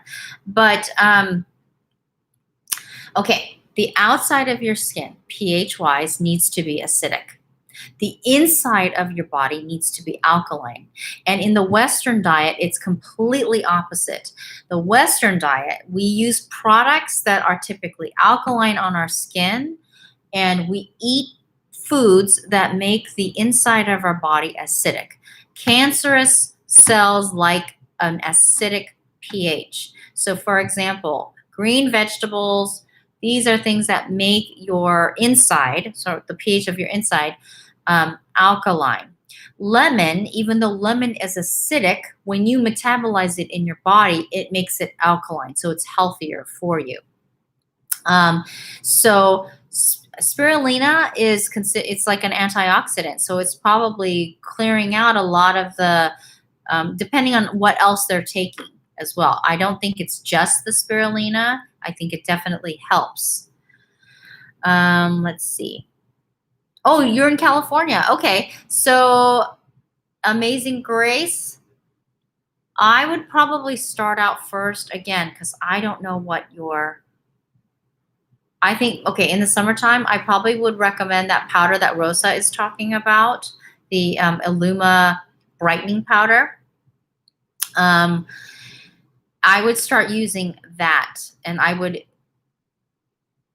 you need to cleanse first, then you work it up into a soft paste, and then start using that slowly. And then when you are done with that, I would go up to the ageless and work up with the ageless one. So if you're not really sure, then on my website, goseechristy.com, there's a little a little tag on the side where you can email me, and then I can include it and then how to use it for your skin.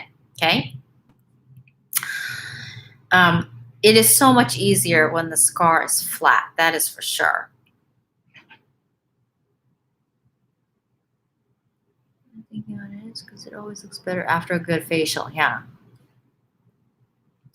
Okay, so Renee says, how can I send you some products to review? Okay, so are you saying like links so that I can check out the ingredients, or for me to actually use and review? So if that is the case, you can do the same thing, Renee. You can go onto my website, goseechristy.com, and there is a little tab there for you to email me if you want to if you want to like send me more information on what exactly that you would like.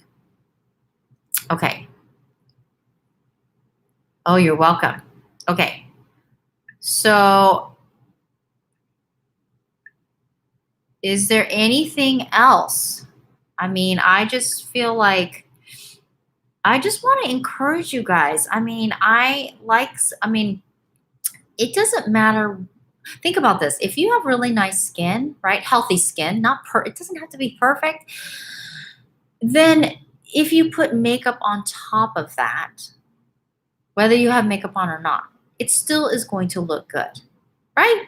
So I do try to help with that, but I also want to encourage you and emphasize to you that um,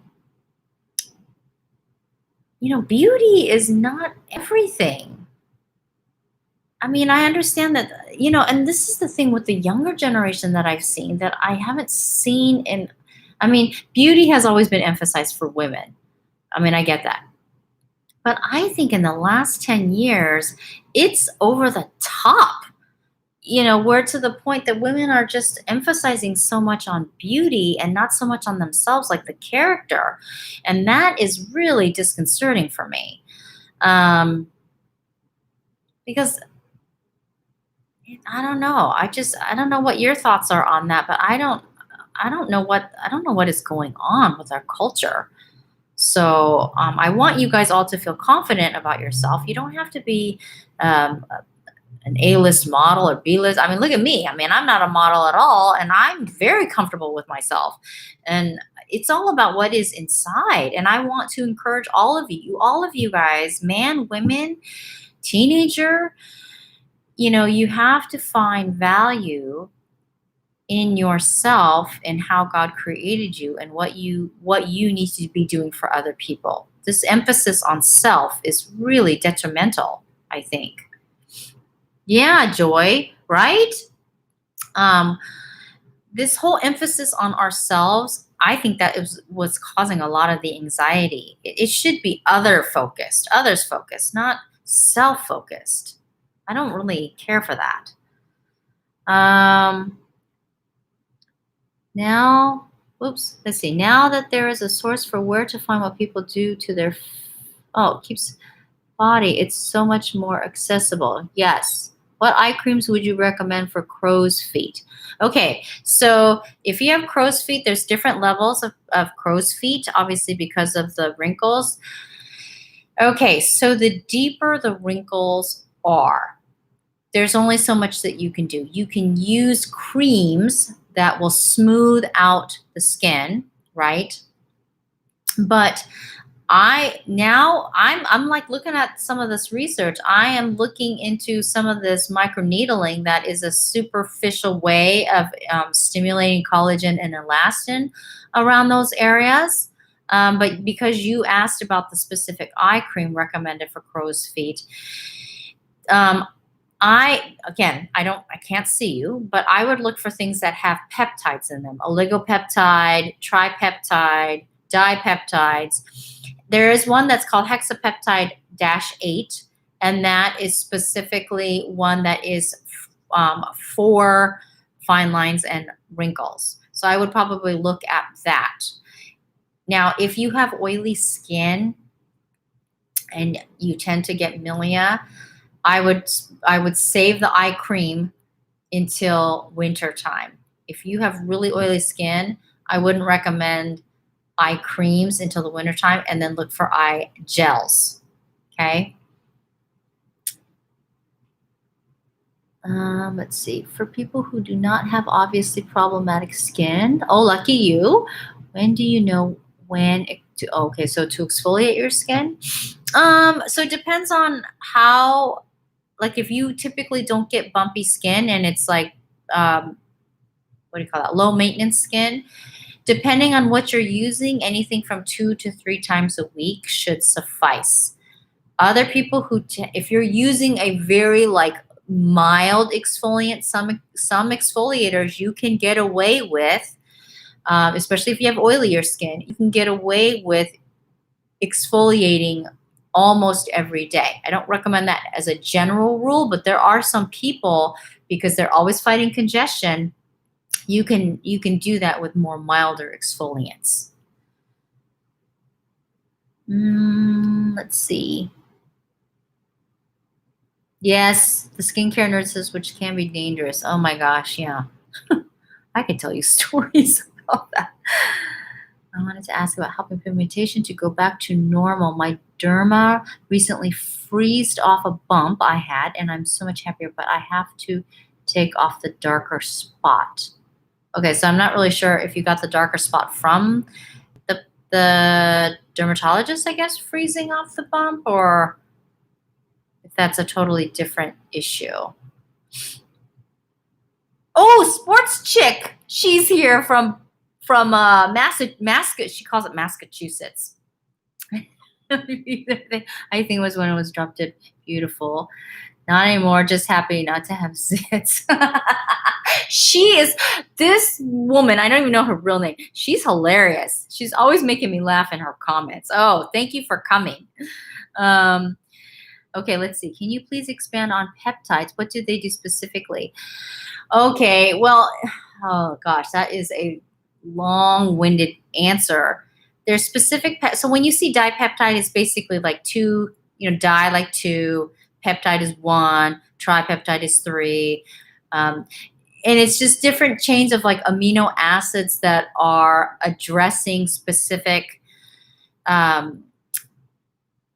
skincare concerns. And just because you see peptide, it doesn't mean that it works. It's this long, but okay. If you are in your 20s, I personally, unless you've got aging skin, don't spend the extra money on the peptides. Like, that's not your issue. I think when you start to actually see some aging on your skin, then I can do a video on the peptide. I can't do it in one specific answer, but as a general answer, 30s and higher, that's when you want to start focusing on peptides. And this is part of the more advanced skincare that is coming out. So if you have, if you're in your mid-20s and you have the average 20-year-old skin, like, you don't have to really focus on that. I do have milia under my eyes. Oh, if you do have milia under your eyes, you might want to go with an eye gel, at least for the summer. Yeah, okay. Oh, you got it from it being frozen. Okay, so this is a good example. Rosa said, that is post-inflammatory hyperpigmentation. So Rosa, if you have darker skin, same thing that I said with the Amazing Grace, because if it's on your face, you got to wear lots of sunscreen, and if that area that was frozen off is healed, you can start exfoliating on that area, start working on that right away, and using some lighteners on there afterwards, like a serum, and use high sunscreen. And just, if it's in an area that has, like, you can cover it with a mask, that's actually beneficial to people who have hyperpigmentation on their face, believe it or not. And then, okay, the maskne. Okay, so that is like those of you who have breakout, that is a perfect breeding ground for bacteria. The humidity and the heat, as well as the bacteria from our skin. So I know there's a temptation to reuse your mask. If you're using a mask that you can just put in the washer, don't reuse it. Just keep using clean ones. You have to, and this is where you have to get the right kind of mask. You have to be able to wash it in hot water, at least 140 degrees, and be able to use bleach to kill that bacteria. If you're using disposable ones, you need to change it out every single time. And if you can, just avoid, I would wear like some kind of a barrier. Now, I know most people say don't wear any makeup and then just wear your mask, but You want to create a barrier between your skin and the mask because the bacteria then can go right onto your skin, right? Where your natural good and bad bacteria and yeast is on there. So if you're actually wearing like a makeup or something, that actually can help for some skin types. Now, for those of you who are breakout prone, if you're using an oil-based makeup or a liquid makeup that you get shiny with, um, I would try to find something else to create a barrier between your skin and the mask. And I don't hear a lot of people talk about that. So, and you go, oh, here's another thing too. The lower, like if you can use a more acidic product, right? So, because the lower the pH of your skin, bacteria doesn't like that. So the lower you start off with, as you're breathing into this thing and you're creating this bacteria-friendly environment, it's going to take more for the bacteria to start growing on your skin versus if you're using if you're using alkaline pHs, right? So your skin's not as acidic. And again, some people's pH is naturally more acidic, so they're not going to be as breakout prone than people who are breakout prone. Folks who are starting is it radio frequency? Oh, oops. Microneedling that will benefit the treatment. For starting, that will benefit the treatment. Well, that depends on what they're trying to address. Is it hyperpigmentation? Is it skin tightening? Radiofrequency has been proven in clinical studies to actually stimulate collagen and elastin for skin tightening. I did microneedling on a Groupon. Oh, no, not Groupon. Bad idea. I ended up with red dots on my face that took me a long time to go away. Okay, we're going to do a video on this. I want you to, because I actually did it on my face so you can see it. Those red dots that you saw on there doesn't sound like exactly the microneedling that is good for your skin. Is it microneedling or derma rolling? Because that uses a different type of needle. Does exfoliating one part of the face and not the other part of your sound silly? I'm really starting to think different parts of my face need different routines. Well, it depends on what you're saying. Like obviously around the eyes, you want to avoid any AHAs around your eyes. And if you're using the leave-on exfoliants, you know, the kind that you put on and you leave on there, you definitely want to avoid like your lip area right here as well as your eye area. And if you find that you're more sensitive to the exfoliation, then yeah, I mean, if like people tend to be less sensitive exfoliating around the forehead and the nose area. And they tend to get like dermatitis or rashes on the less oilier areas, like the cheek area. So yeah, you could do that. Plan to buy the MD Duo Action Exfoliating Cleanser from your website. Can it be used daily? Okay, that one is being reformulated, so you'll see that it is sold out. I would recommend if you're going to use this like for your face or your body, I would use the best exfoliating cleanser because that's more gel based. But see that what that's going to do is that's going to lower the pH on your skin, but you still need to use something that is like an exfoliant for keratosis pilaris. You have to. Okay. How do you close or tighten pores on dark skin? Well, okay. There's a term that they use in the aesthetic field of closing the pores, but you technically don't like open or close the pores. I think you mean tighten the pores on dark skin. I think that's what you may mean, but I'm not really sure. So in the pores, you're producing sebum. And if you're exfoliating, it lets the oil come up onto the top of the skin and spread more evenly. If you're not doing that and it doesn't dissolve the skin, it can stay in there, which then eventually becomes the sebaceous filament, right? Because it's solidifying. So when it's in the pore, right? so to speak, and it stays in there, it will make the pore appear larger because it's stretching out, right? Because the waxy substance is inside the pore. So when you extract it, or when you're exfoliating and it can come out freely, then obviously it gets smaller, right? So it appears smaller or smoother. So that's why sometimes when there's too much sebum in there, some people can get what's called sebaceous hyperplasia. So I'm not sure if I really understood the question, if I answered it right, if that's what you mean. So how bad is it to bleach the facial hair or laser removal? I have a mustache. I don't want it, but I'm afraid to damage my skin. Okay. People who consistently bleach their skin, have you guys ever noticed that it starts to get dark right here? So a lot of times, like they will, okay, so I'm just going to use Nair as an example.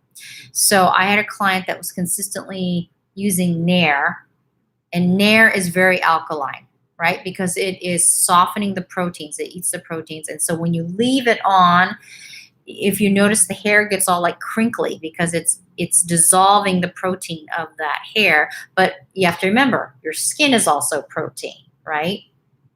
So then it starts to dissolve that. And so then they start getting this like dark shadowing here. So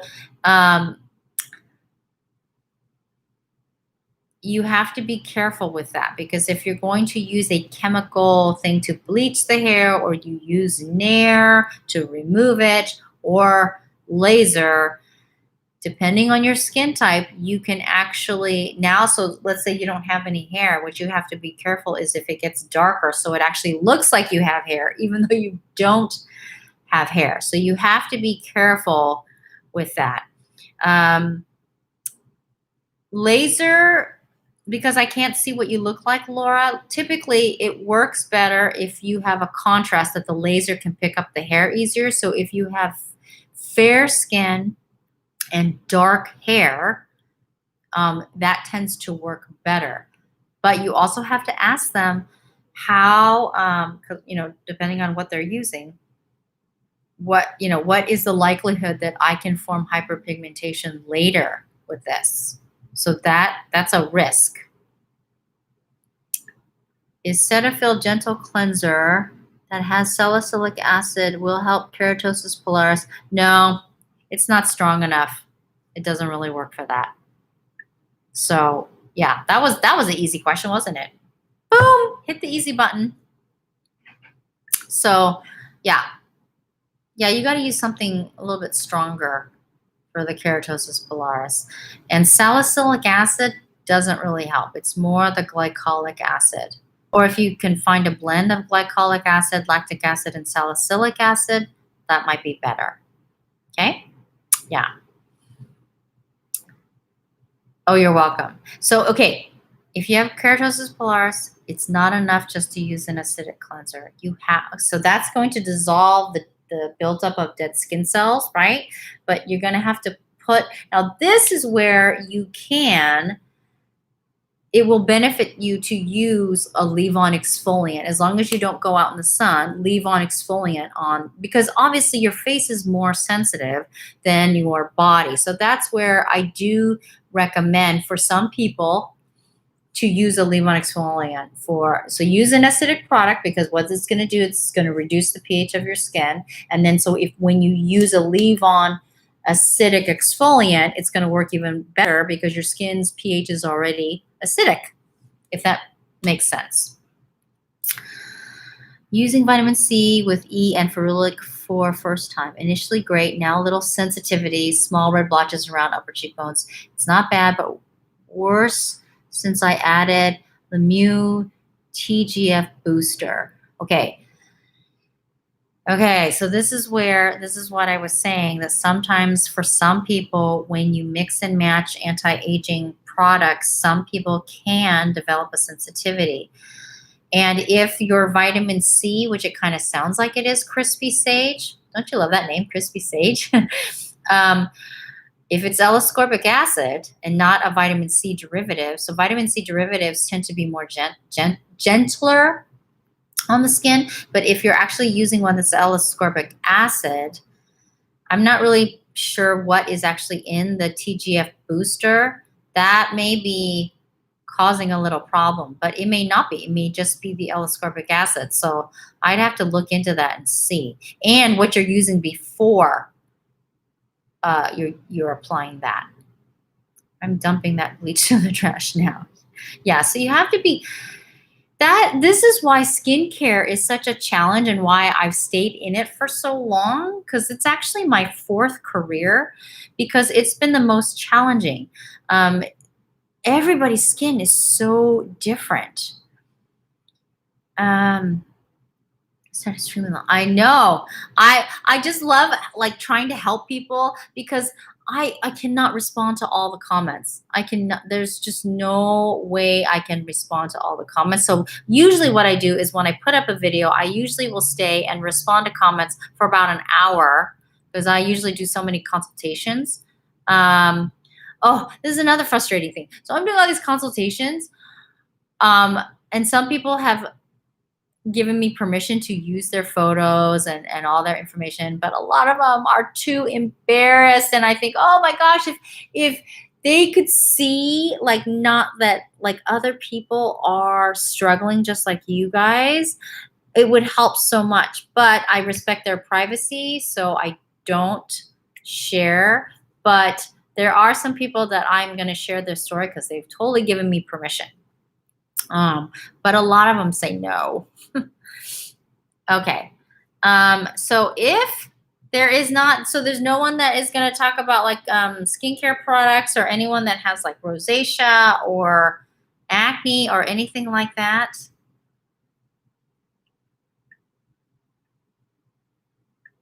Let's see.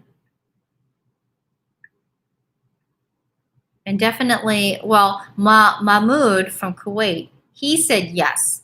But a couple of my guy online they were like, no, please don't share my stuff. I'm like, okay.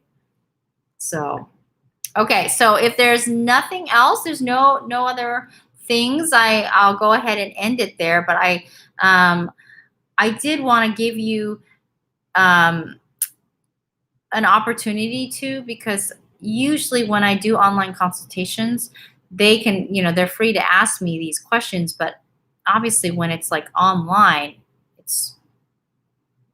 it's hard to get everyone's question.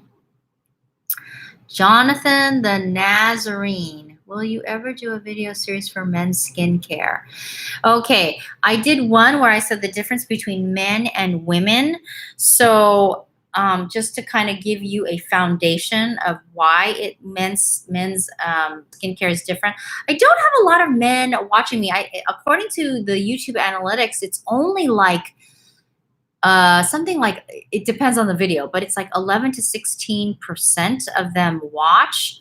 So, and men's skin is very different from women's skin, obviously. For men's skincare, okay, okay, Jonathan, since you are on here, I'm going to tell you right now. Because the skincare industry knows that men are not as savvy with skincare as women, I feel like, and not all of them, okay? So I don't want these like men's skincare like coming after me. Okay, Jonathan, you have to be, as a guy, I think you have to be even more careful than women, because women are a little bit more savvier with skincare. And the men's skincare, some of them, they know that you as a guy is going, I don't know. I mean, this guy said this is good, that, I mean, it says it's for men.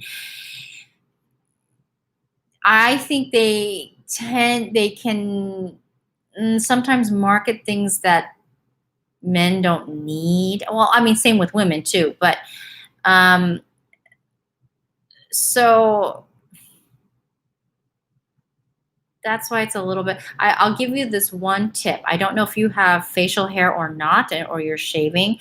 The one thing that causes men to have oilier skin and can have more problems is actually their shaving cream, because it is, when you use most typical shaving creams and then you rinse off your face. The reason why your skin is so tight is because it strips your acid mantle. And so then, like guys who have oily skin, if they do that and they don't put any lotion on or anything, usually by a couple hours later, they're like super oily because they have totally dehydrated their skin. So part of it is the alkaline is because it's trying to soften the whiskers to shave. But you need to find one that is more pH balanced for men's skin. And men can, women generally speaking, I think it was women, are generally speaking just a few points lower than men for the pH wise. But that's a number one, I don't even know if it's a skincare product, hygiene product that men make a mistake on, is that. Okay. You've had a beard. Oh, big beard for 12 years. Okay, I started learning about skincare to help my wife. Huh? To help your wife? Like, for her? Because if it's for her, Jonathan, she needs to be, if she's not interested, you can't force her to. You've had a beard. Okay. A beard is different. You actually, you're luckier then because then you can hide a lot of that. And you don't need nearly as much moisturizer because the oil from your face goes onto your beard and makes it softer. I've had a big beard for 12 years now. Okay. I get waxing on my face, and every time I knew, Marimar, I knew this, get bumps all over my chin, cheeks, etc. It lasts for about a week and a half. Is there something I can do to prevent these bumps and pimples? Okay. I don't know if I can do this. I wish I had a little chart. So let's say this is your hair. Here's your skin, right? Like this. This is below the skin. So what happens is you have a sweat gland and a sebaceous gland underneath the skin. So what happens is your sebaceous gland, which makes the oil, works its way up the hair shaft like a wick of a candle and spreads evenly onto the skin. So when you wax it, it's pulling this entire hair shaft out, right? So the pore, so to speak, fills up with oil, right? And it doesn't have that wick to come up. So what happens is if you're not exfoliating and it doesn't spill onto the skin, the top of the skin, and it can clog, and that's where you get the bumps. And if you're getting red bumps, it's because the bacteria also gets inside. So what you want to do is you want to use a cleanser that's acidic and kills the bacteria because that bacteria can get inside after you wax. So several things before you wax.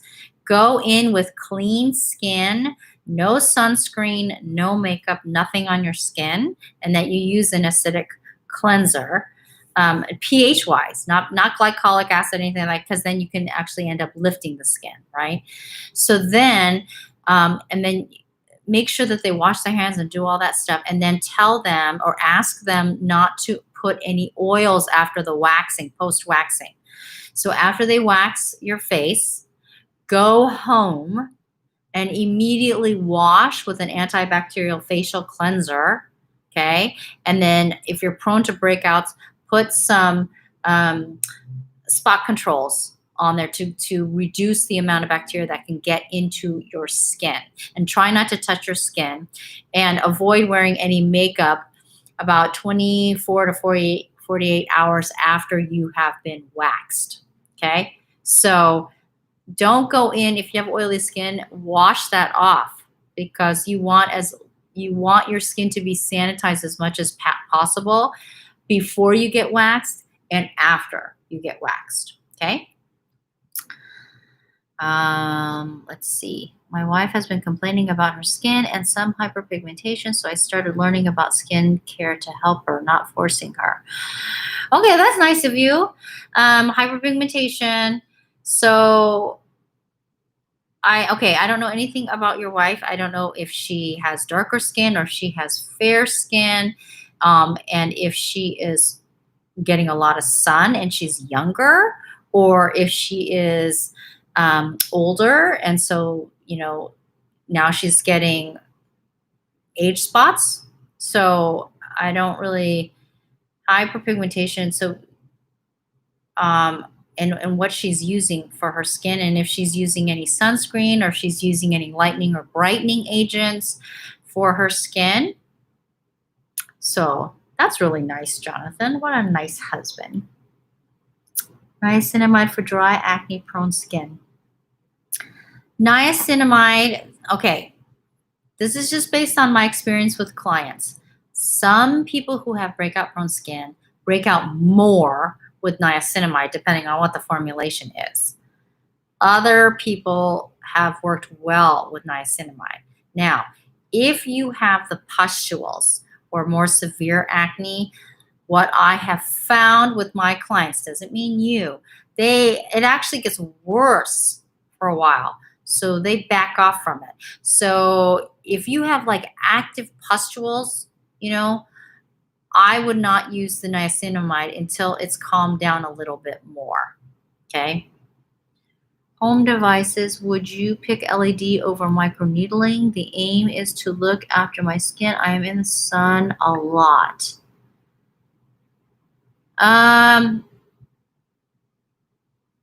That's a good, I'd have to look at your skin because different skin responds differently with microneedling and LED. I will say this. So the representative from this one company shared with me that he did demonstrations of microneedling on Asian skin, and he really didn't see that much of a difference. And then some of them responded weeks later and finally started to see a difference because Asians typically have thicker skin. Caucasians immediately, he said, because they have thinner skin, they immediately saw a visible difference with their skin.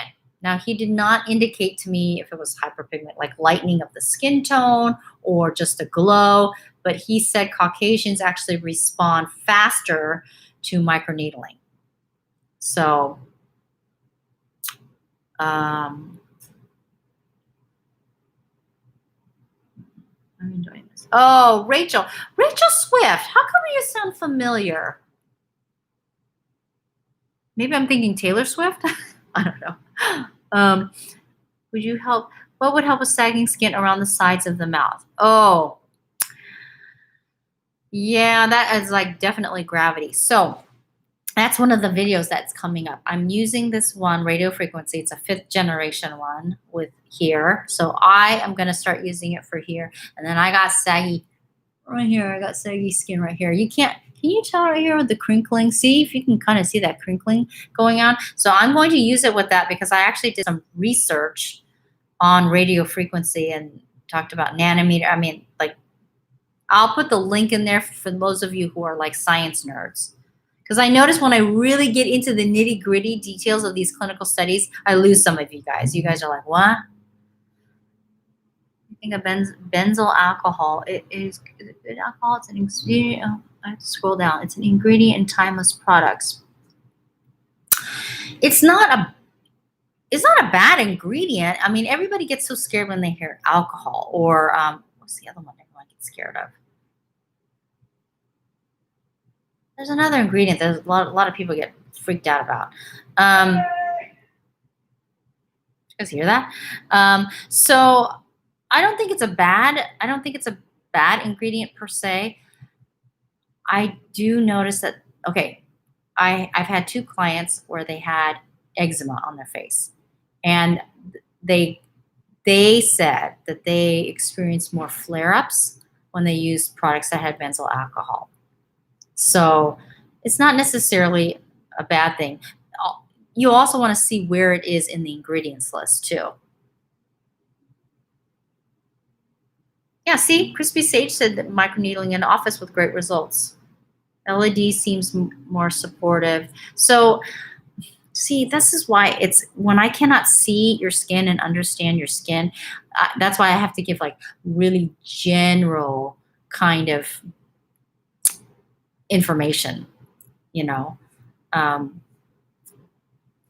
but I mean, generally speaking, for most, it doesn't matter if you have dark skin or fair skin or whatever. If you can reduce inflammation, that is what is going to slow down aging. And that has, when I was younger, that was like the hardest thing for me, is to reduce sugar consumption, because I like sugar. And it's not that I don't, I'm not a freak about it. I mean, I like to live my life. So, but if you can eat things to neutralize the foods that cause oxidation and inflammation in your body, that is the key, for that. And it's not like I'm not vegan. I'm not vegan. I'm not vegetarian. Like, I like food, man. I do.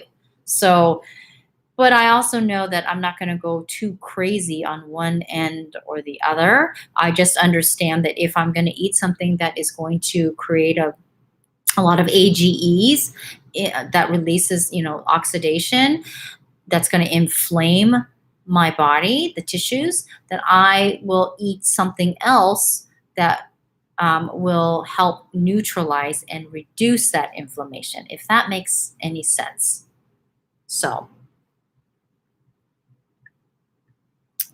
um, and one of the greatest things that you guys can eat, you guys may not like it, is fermented food. And I know some fermented food is like, it stinks and it's gross or whatever, but you got, okay, so a lot of it starts in the gut, right?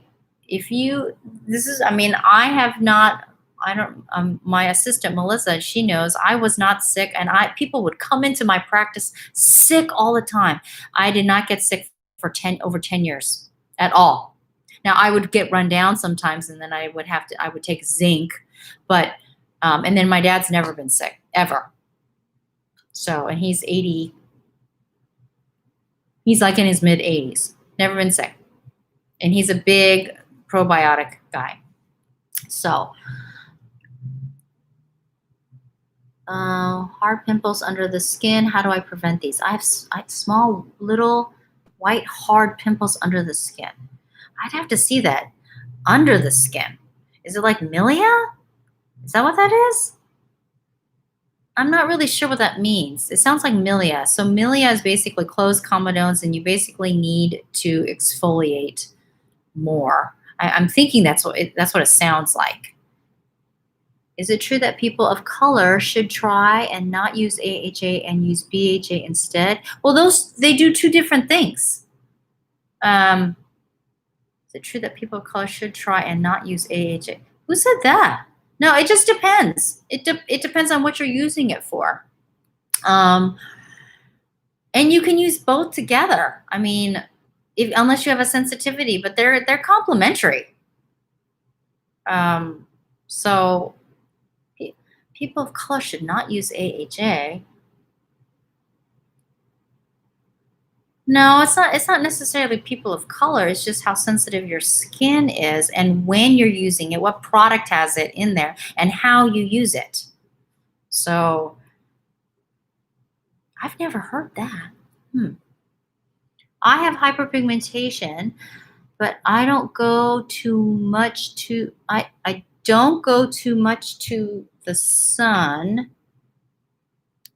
and I use sunscreen every day. It can be a computer. I have like the medium color of skin. Okay, so maybe, Laura, what you're talking about is blue light. So blue light has been shown to age skin faster. It's and sunscreen, most sunscreens cannot block blue light unless it actually says it has blue light.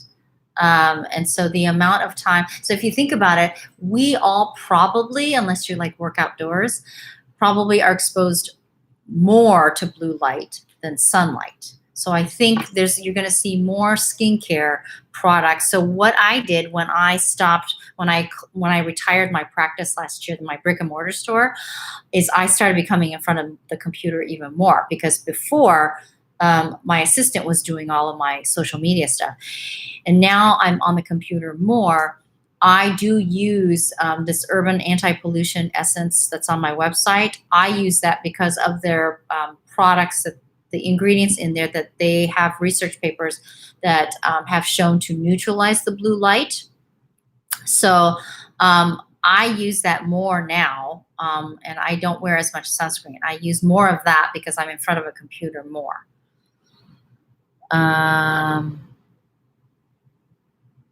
Jane McGillicuddy, which is worse for normal to dry skin using tretinoin? Oh, trans epidermal water loss or putting a barrier cream on or before tretinoin. I don't experience irritation letting skin fully dry first. Which is worse for normal to dry skin using tretinoin, trans epidermal loss, or putting a barrier cream before treatment?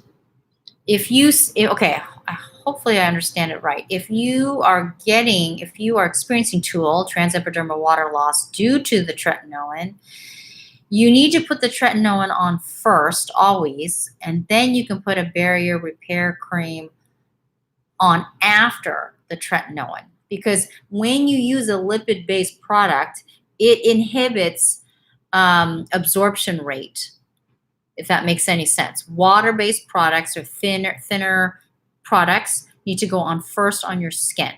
Then you can put on your cream. You don't ever want to put the cream on and then like a vitamin C above it or like, hyaluronic acid. It needs to go on first, okay? I hope I understood the question right. You're welcome. E. Parker. Charlotte, see, I just turned 40 and suddenly I have crazy dry patches on my cheeks. I've never had dry skin before, so any recommendation for must-haves in my skin? Okay, so I don't know enough. I don't know what you're using, Charlotte, for your skin, and also I don't know like if you're in an arid climate or humid climate, and if the dry patches are like scaly or red. So because it could be dermatitis. Like I'm not sure because I don't know what it looks like. And what kind of products you're using for your exfoliant. India, my age is 53. I have a few brown spots under my eyes area after everything is not going. So Mad Huparna, thank you for visiting. I'm not sure I understand the question. If you have hyperpigmentation under your eyes? Okay, I'm not really sure because I don't want to answer it and then have it be totally wrong because that's not what you're asking. Okay, let's see. My wife would like to know what a good body cream lotion to use after the shower. Oh, that's not greasy and not leave pimples. Thanks. Good body cream or lotion to use after the shower. If she is prone to pimples on her body, JM, then she needs to look for something that's like more water-based and not have like petroleum or lanolin. That tends to be heavier of an occlusive agent. And so so for example, if she's pimple prone or breakout prone on her body, then CeraVe should probably not be used because I noticed that some people complain about that. So maybe, I don't know what her skin is like, but UB would probably be good. YU-BE. There's one that's non-fragrance and one that has like a menthol smell, but it evaporates really fast. So that only has 2 ingredients in there. It has glycerin, which is a humectant, and what was it called? Sodium myristate, which is helps restore the skin's barrier, and that's it. So that probably may work for her. You mentioned probiotics and fermented food. Yes. Cause pimples, not leave pimples. Cause pimples, not leave pimples. I'm not sure what that means. Do you consider kimchi as a probiotic? Yeah, I mean, it has probiotics because it probably has some strains of lactobacillus. Have you heard of the Eatma? Hello, come on. Okay. Probiotics are great. It's best to get them from foods, from kimchi, kefir. Yeah, capsule para. And I also heard too that having probiotics, additional probiotics with, not to have it with like really hot foods or hot liquids. What do you think? Negative, positive galvanization. Yeah, I mean, Malia, I don't know if you are doing, if you are in aesthetics, I would definitely use it because negative ion definitely softens up the, the hardened sebum, and positive galvanization, iontophoresis actually increases absorption chemically. It causes a chemical reaction on the skin. So it increases the absorption and the efficacy of the serum that you're using in the treatment room. Yes. Yes, alkaline balanced. There is some debate about facial scrubs with April. Yeah, I would avoid that. Some people who use them say they have great results. Is there any scientific research on this? So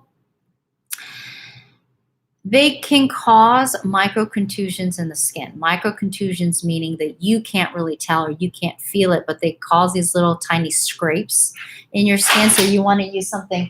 Yeah, I'm still doing my the beads.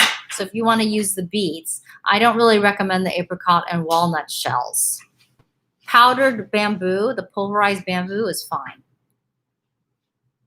How do I make a private consultation with you? I have a lot of Korean skincare products lately. Products don't magically really make a difference. Okay, so Laura, you can, here, I'll put it on here. Go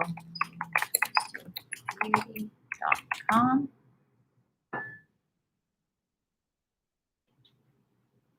Okay, so that's, and then you can find the online consultation on there. Yes. Sensitive skin can have dermatitis flare-up. She uses Eucerin now. Oh, she has dermatitis flare-ups. Well, then she can use CeraVe. She could use CeraVe. I'm sorry. I thought you said that she had breakout-prone skin. So if she has dermatitis, then she can use CeraVe. Chicken skin, how to treat it. Oh, keratosis pilaris. All exfoliating are useless for it. I just wash it with soap and then do hard brushing, and that works. Okay, so if you use soap, most soaps are alkaline, so it strips the acid mantle. So I would recommend more of a pH balanced cleanser, and then not hard brushing. But if you use something that breaks down, it's keratolytic, it breaks down the protein, and then you use like a more like what do you call those sponges? So basically, it eats the keratin, the dead skin, and then you can wash that off. Scrub that off. That will work. What is the best type of exfoliation for dry skin? If it's for the face, again, see, it depends, Diana, because if you have sensitive skin or if you have thinner skin, lactic acid, generally speaking, is a great AHA that's hydrating and it's more mild. If you have super sensitive skin, you might want to look into more enzymes versus AHAs, like papain, which is derived from papaya, bromelain, which is derived from pineapple. Works great for the skin.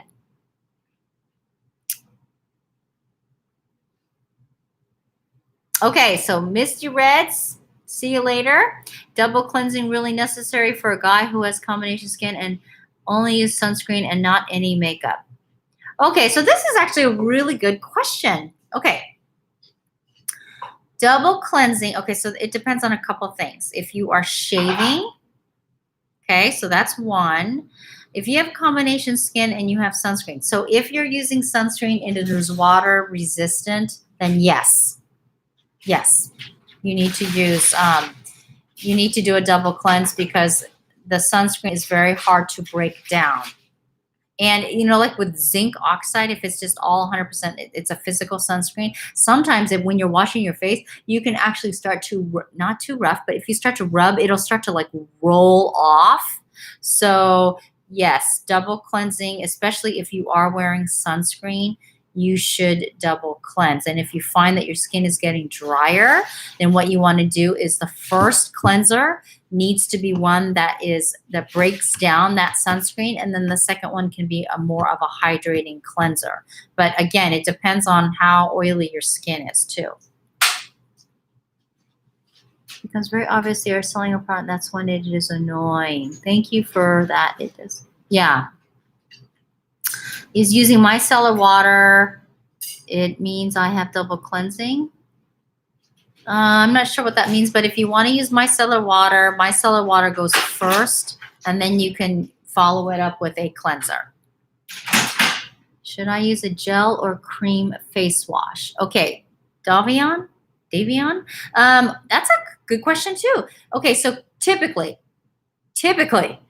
cream face wash should be for drier skin types. However, this can be confusing because a lot of glycolic acid-based face washes are cream and then it foams. So if you have oily skin, generally speaking, gel is better.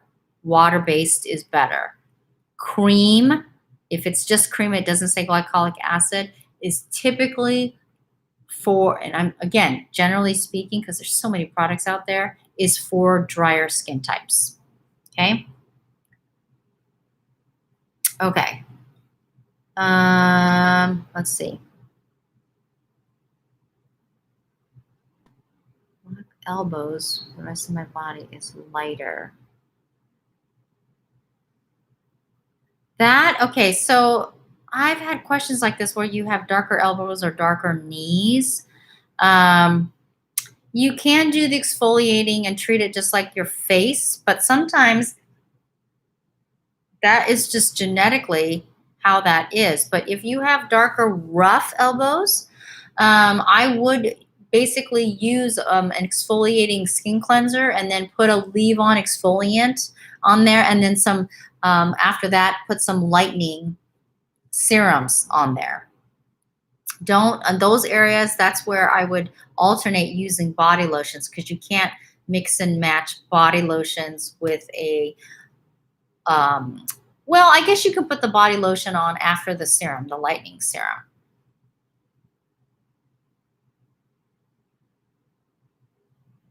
Okay, this person is asking tallow for moisturizer or ghee. Okay, so that's an occlusive agent.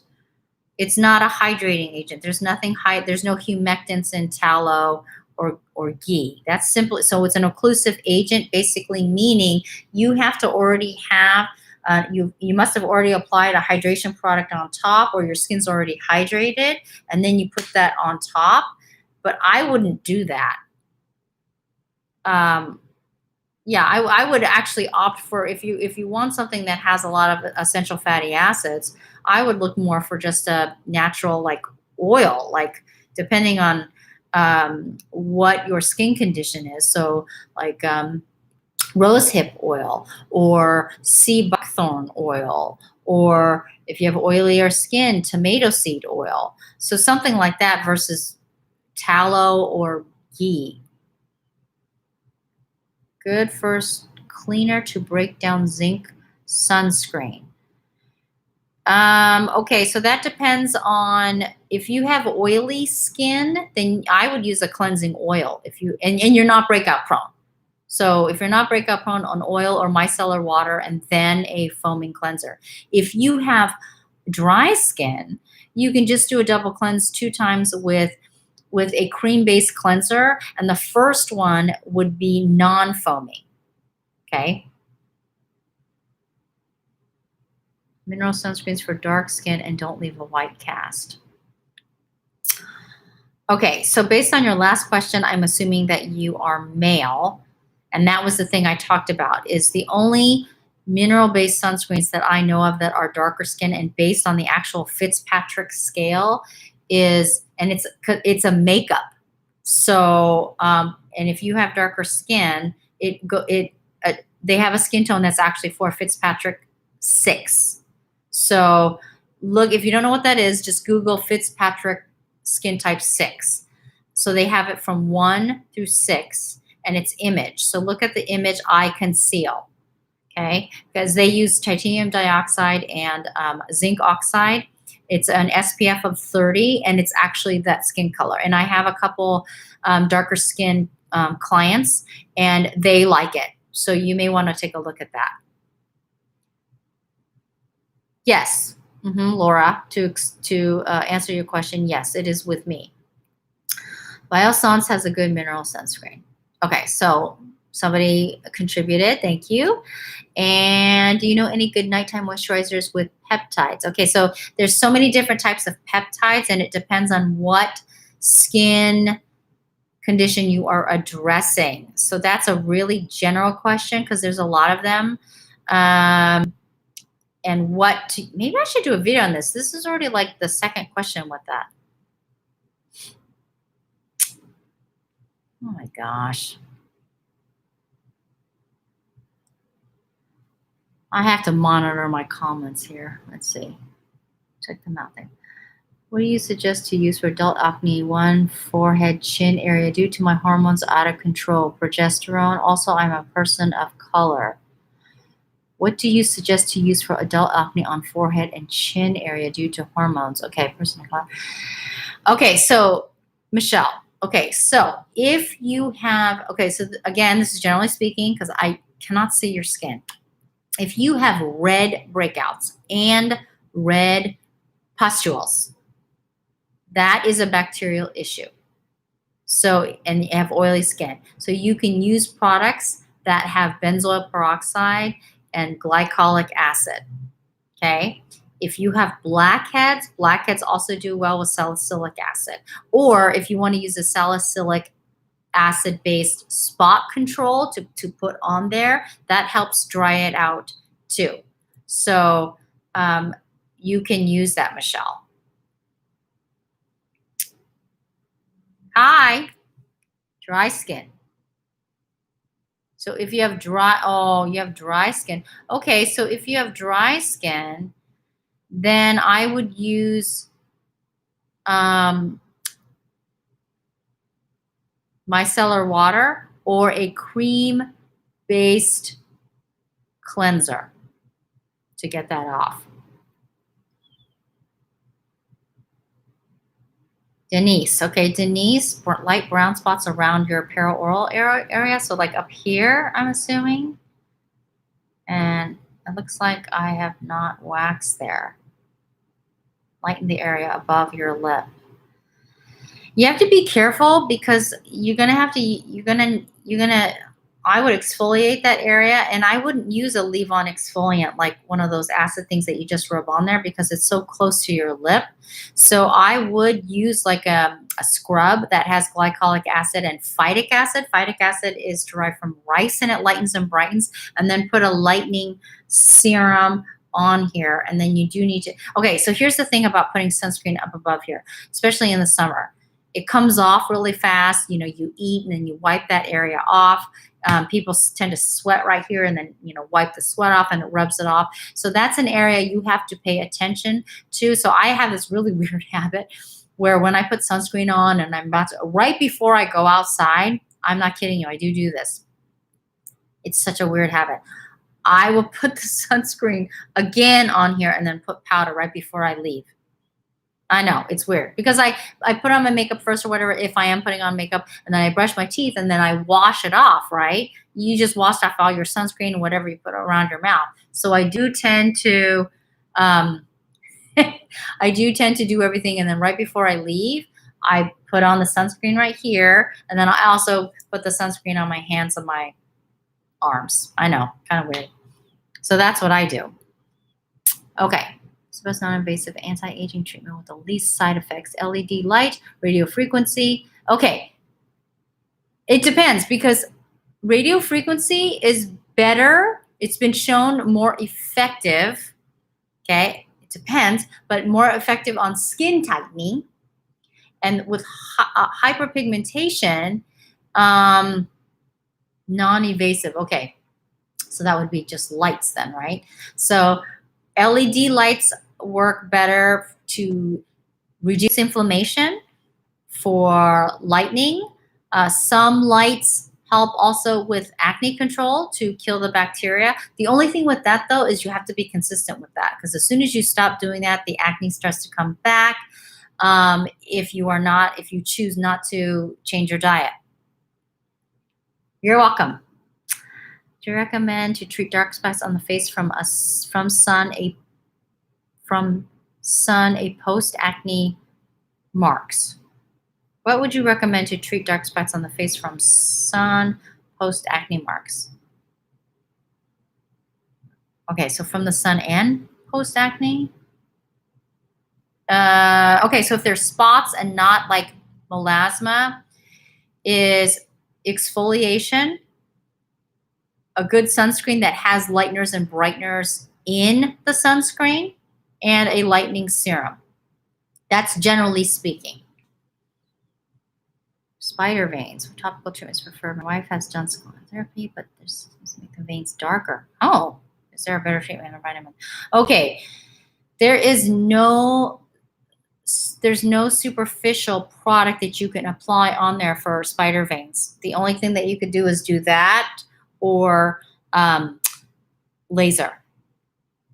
So if you see anything that says just put this cream on for spider veins or for what's the other one? The thicker, the other one, the other type of veins. I can't remember. It's escaping me. No, there's no product. I'm sorry to tell you, but it is the truth.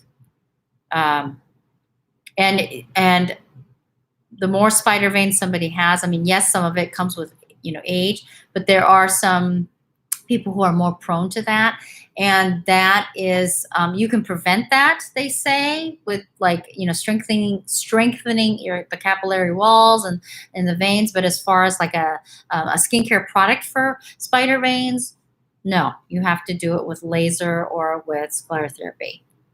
Eye cream really necessary if you have a good serum and moisturizer.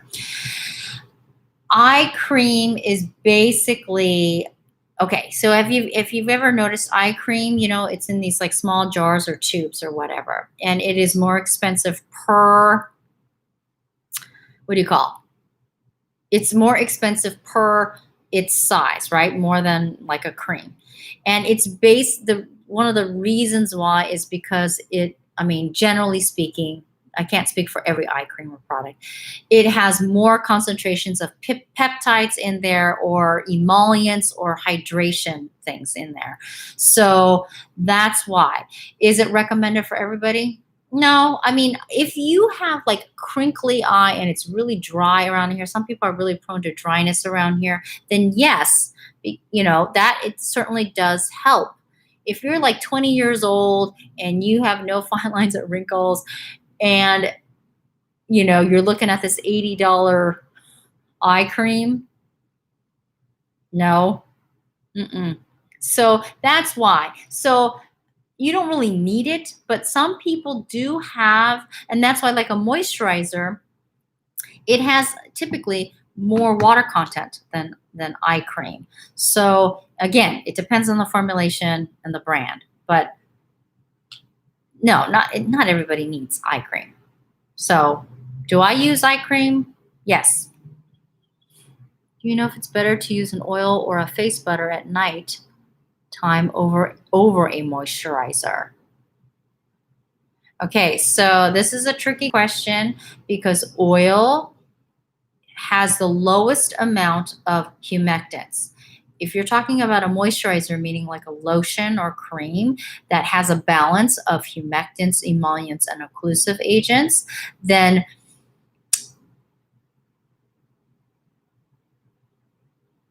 once you put that oil on, you don't really get the benefit of the moisturizer, if that makes any sense. So again, I don't know what you mean by moisturizer, like a lotion or a cream, but it's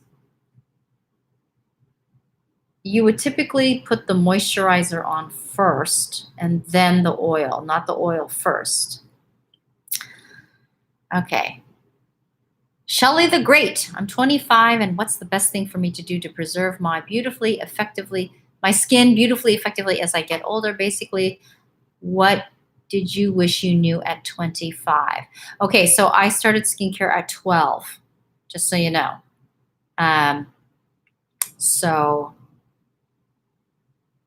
Let me see. Basically, what I wish I knew. Okay, so I grew up in Hawaii, a lot of sun exposure, and I grew up in Southern California too. So, at 19, I had this big, oh, you can't really tell in this light, really big melasma spot. You can't really tell in this light. Anyway, and now I have to manage my hyperpigmentation. So when I was growing up in the 70s, There was no sunscreen. We put on baby oil and we used one of those like reflector lights, and we didn't use sunscreen. We put coconut oil and baby oil. Um, so it would be sunscreen. I wish I knew what sunscreen. Um, that's a big one because I wonder if I should dig up the photo. I can get really dark. I know it doesn't look like it because I put sunscreen on, but I can get really, really dark. And we didn't wear sunscreen. So I wish I knew that. I wish I knew more about the sunscreen. Just good cream for saggy skin for face near lips. Okay, so saggy skin. Okay, creams cannot really help with saggy skin. That you're going to have to use some type of machine to do that if it's actually already sagging.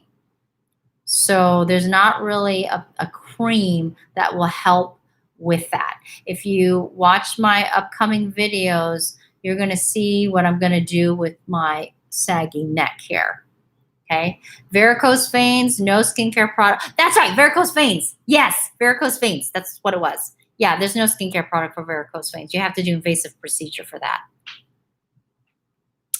What lightening serum would you recommend to use lightening dark spots and post-acne marks for sensitive dry skin? That's tricky. Sensitive dry skin can be really complicated because you don't want to inflame the skin. You know what? I would probably do more of instead of a lightening serum, a cream for you if you have sensitive dry skin. This one right here.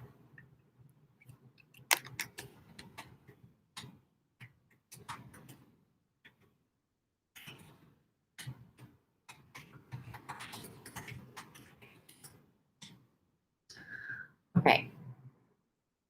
And that will work slower for you, but it won't induce any inflammation. And our nicotinamide, yes, riboside, and if this helps for anti-aging, it said that it produced cellular. I'm not really sure what that means. Don't forget to like this live, guys. Yes, and I'm going to edit it down so that it's not so long. Regeneration. Cellular regeneration. Yes, there's been studies. Okay, so wait. Have you ever heard? Yes, I have heard of that, and there has been studies with that.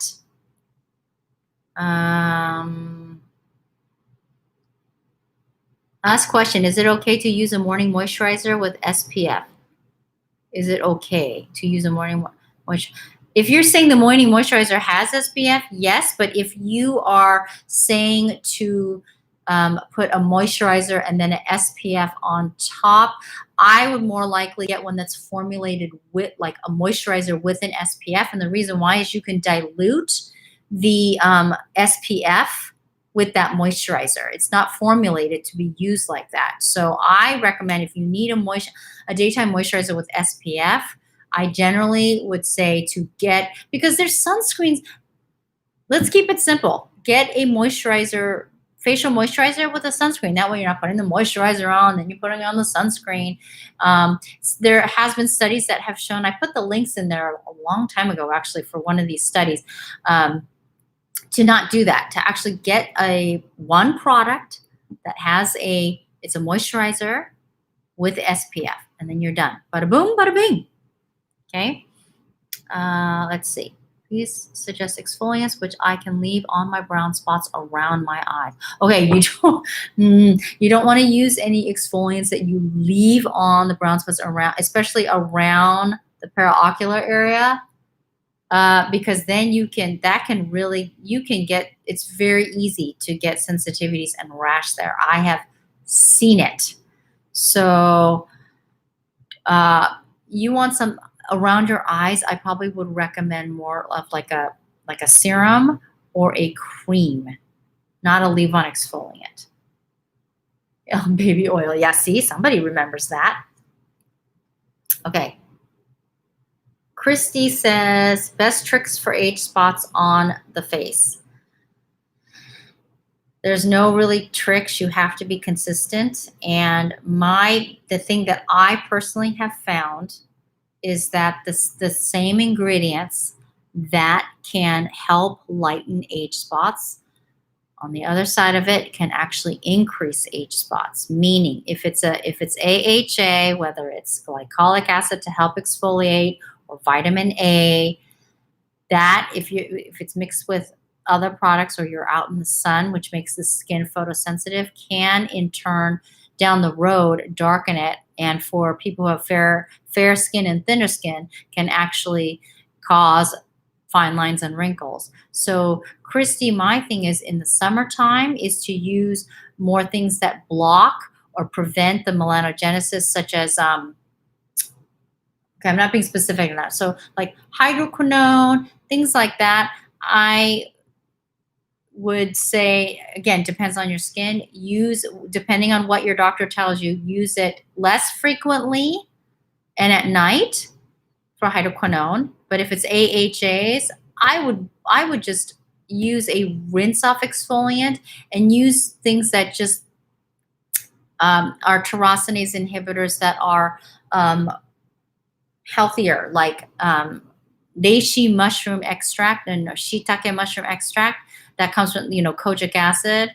It depends. Sometimes it'll say kojic acid, sometimes it says that. I would do that, more of that. If you like, I don't know what your age is, but that's what I would do.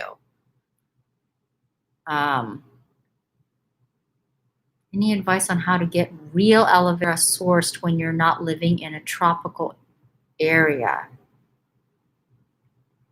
Okay, so like the aloe vera plant or aloe vera gel? I'm a little bit confused on that. Like the plant? Brownie downing solution. Either. Okay, so I'm a little bit confused because, okay, like for a plant, you could just go to the nursery and get, I don't know what country you're from, but like you can buy that at a nursery. And then like aloe vera gel, that, I mean, you can get that at the drugstore. So I'm not really sure if that's the question that you're asking, because it almost seems too simple. So I'm not really sure, because here in America, you could go to the drugstore and get aloe vera gel. I would get the one that's not artificially colored in green. So, okay. Hope I answered that. Okay, so it's going on almost 3 hours, guys. So if there's no other questions and I have to eat, then I will try to edit this down as much as possible. So if there's anything that you guys have learned, I have to answer these generally speaking, because I can't see your skin. Everybody has such individual skin, and I do not want to give advice that would do wonderfully for someone who has darker skin, but like will cause sensitivity issues on someone who has more sensitive skin or more fair skin. Okay. Yeah, let's eat. Okay, one more and then we're going to go. Would you agree that the most important items for good skincare are a vitamin C serum, retinol, and sunscreen? And are there any topical vitamin C that is very stable and doesn't oxidize too quickly? Okay, generally speaking, yes, but there are some people who get sensitized with vitamin C. So if you get sensitized with ascorbic acid, which is vitamin C, it's okay to use a vitamin C derivative. There's been clinical studies that have shown they may not work as effectively, meaning as fast. So vitamin C derivative can work just as well. Because some people work better with that for vitamin C. The other new up and coming antioxidant is astaxanthin. You guys need to look that up, okay? And sunscreen, yes. And are any topical vitamin C that is stable and not oxidized too quickly? Okay, so that's a tricky question that we talked about in the very beginning of this, so you might want to catch that. And okay, so generally speaking, when you're looking at a vitamin C, sometimes somebody will say, "Well, I saw this vitamin C serum on Amazon for $7.99, and then SkinCeuticals is whatever it was, 166 or something like that." I do agree. That is expensive. That's expensive. The vitamin C that this person wanted me to evaluate was not, it's not fair. It was vitamin C derivative, and it was much lower on the ingredients list. So it was $7.99. The SkinCeuticals was actually vitamin C. It had ferulic acid. They actually had a patent on it, and then they are using triethylamine, which stabilizes the vitamin C. So you're not comparing apples to apples and oranges to oranges. Am I saying you need to go out there and get that? No. I'm just saying that when you're comparing vitamin C, you have to compare apples to apples and oranges to oranges. This is not really fair. Okay. So, and some people, they can't use vitamin C. So then that's why there's other, and astaxanthin is a lot less likely to cause any type of allergic reaction. And it is, I don't remember the numbers exactly. It actually had more antioxidant properties than coenzyme Q10 and alpha lipoic acid. So anyway, okay. So thank you very much. And okay, those of you who are talking about nasolabial folds and sagging skin, watch my upcoming videos on these machines. Okay. And you're not even going to get, I think one of them may have a discount code, but another one, you're not even going to get that. We're going to test it together. Okay. So anyway, I need to go. I need to eat food. And I just wanted to do this. I really wanted to give you guys education, you know, and basically try to tell you guys, you know, it's ingredients, it's pH both for your skin and inside your body. So that is what I'm emphasizing, because I think I'm one of the older. I mean, I don't know everyone that's out there because I don't watch the beauty community, but I think I'm like one of the older ones out there. So if you guys are like postmenopausal skin, I'm right there with you guys. Like high five, high five. Okay, I'll talk to you guys later. And thank you very much for joining me. I really appreciate it. And I will talk to you soon. Okay. Oh, and I will try to get an edited version of this down more, and then I will put it up next week. Okay. Talk to you soon. See you guys.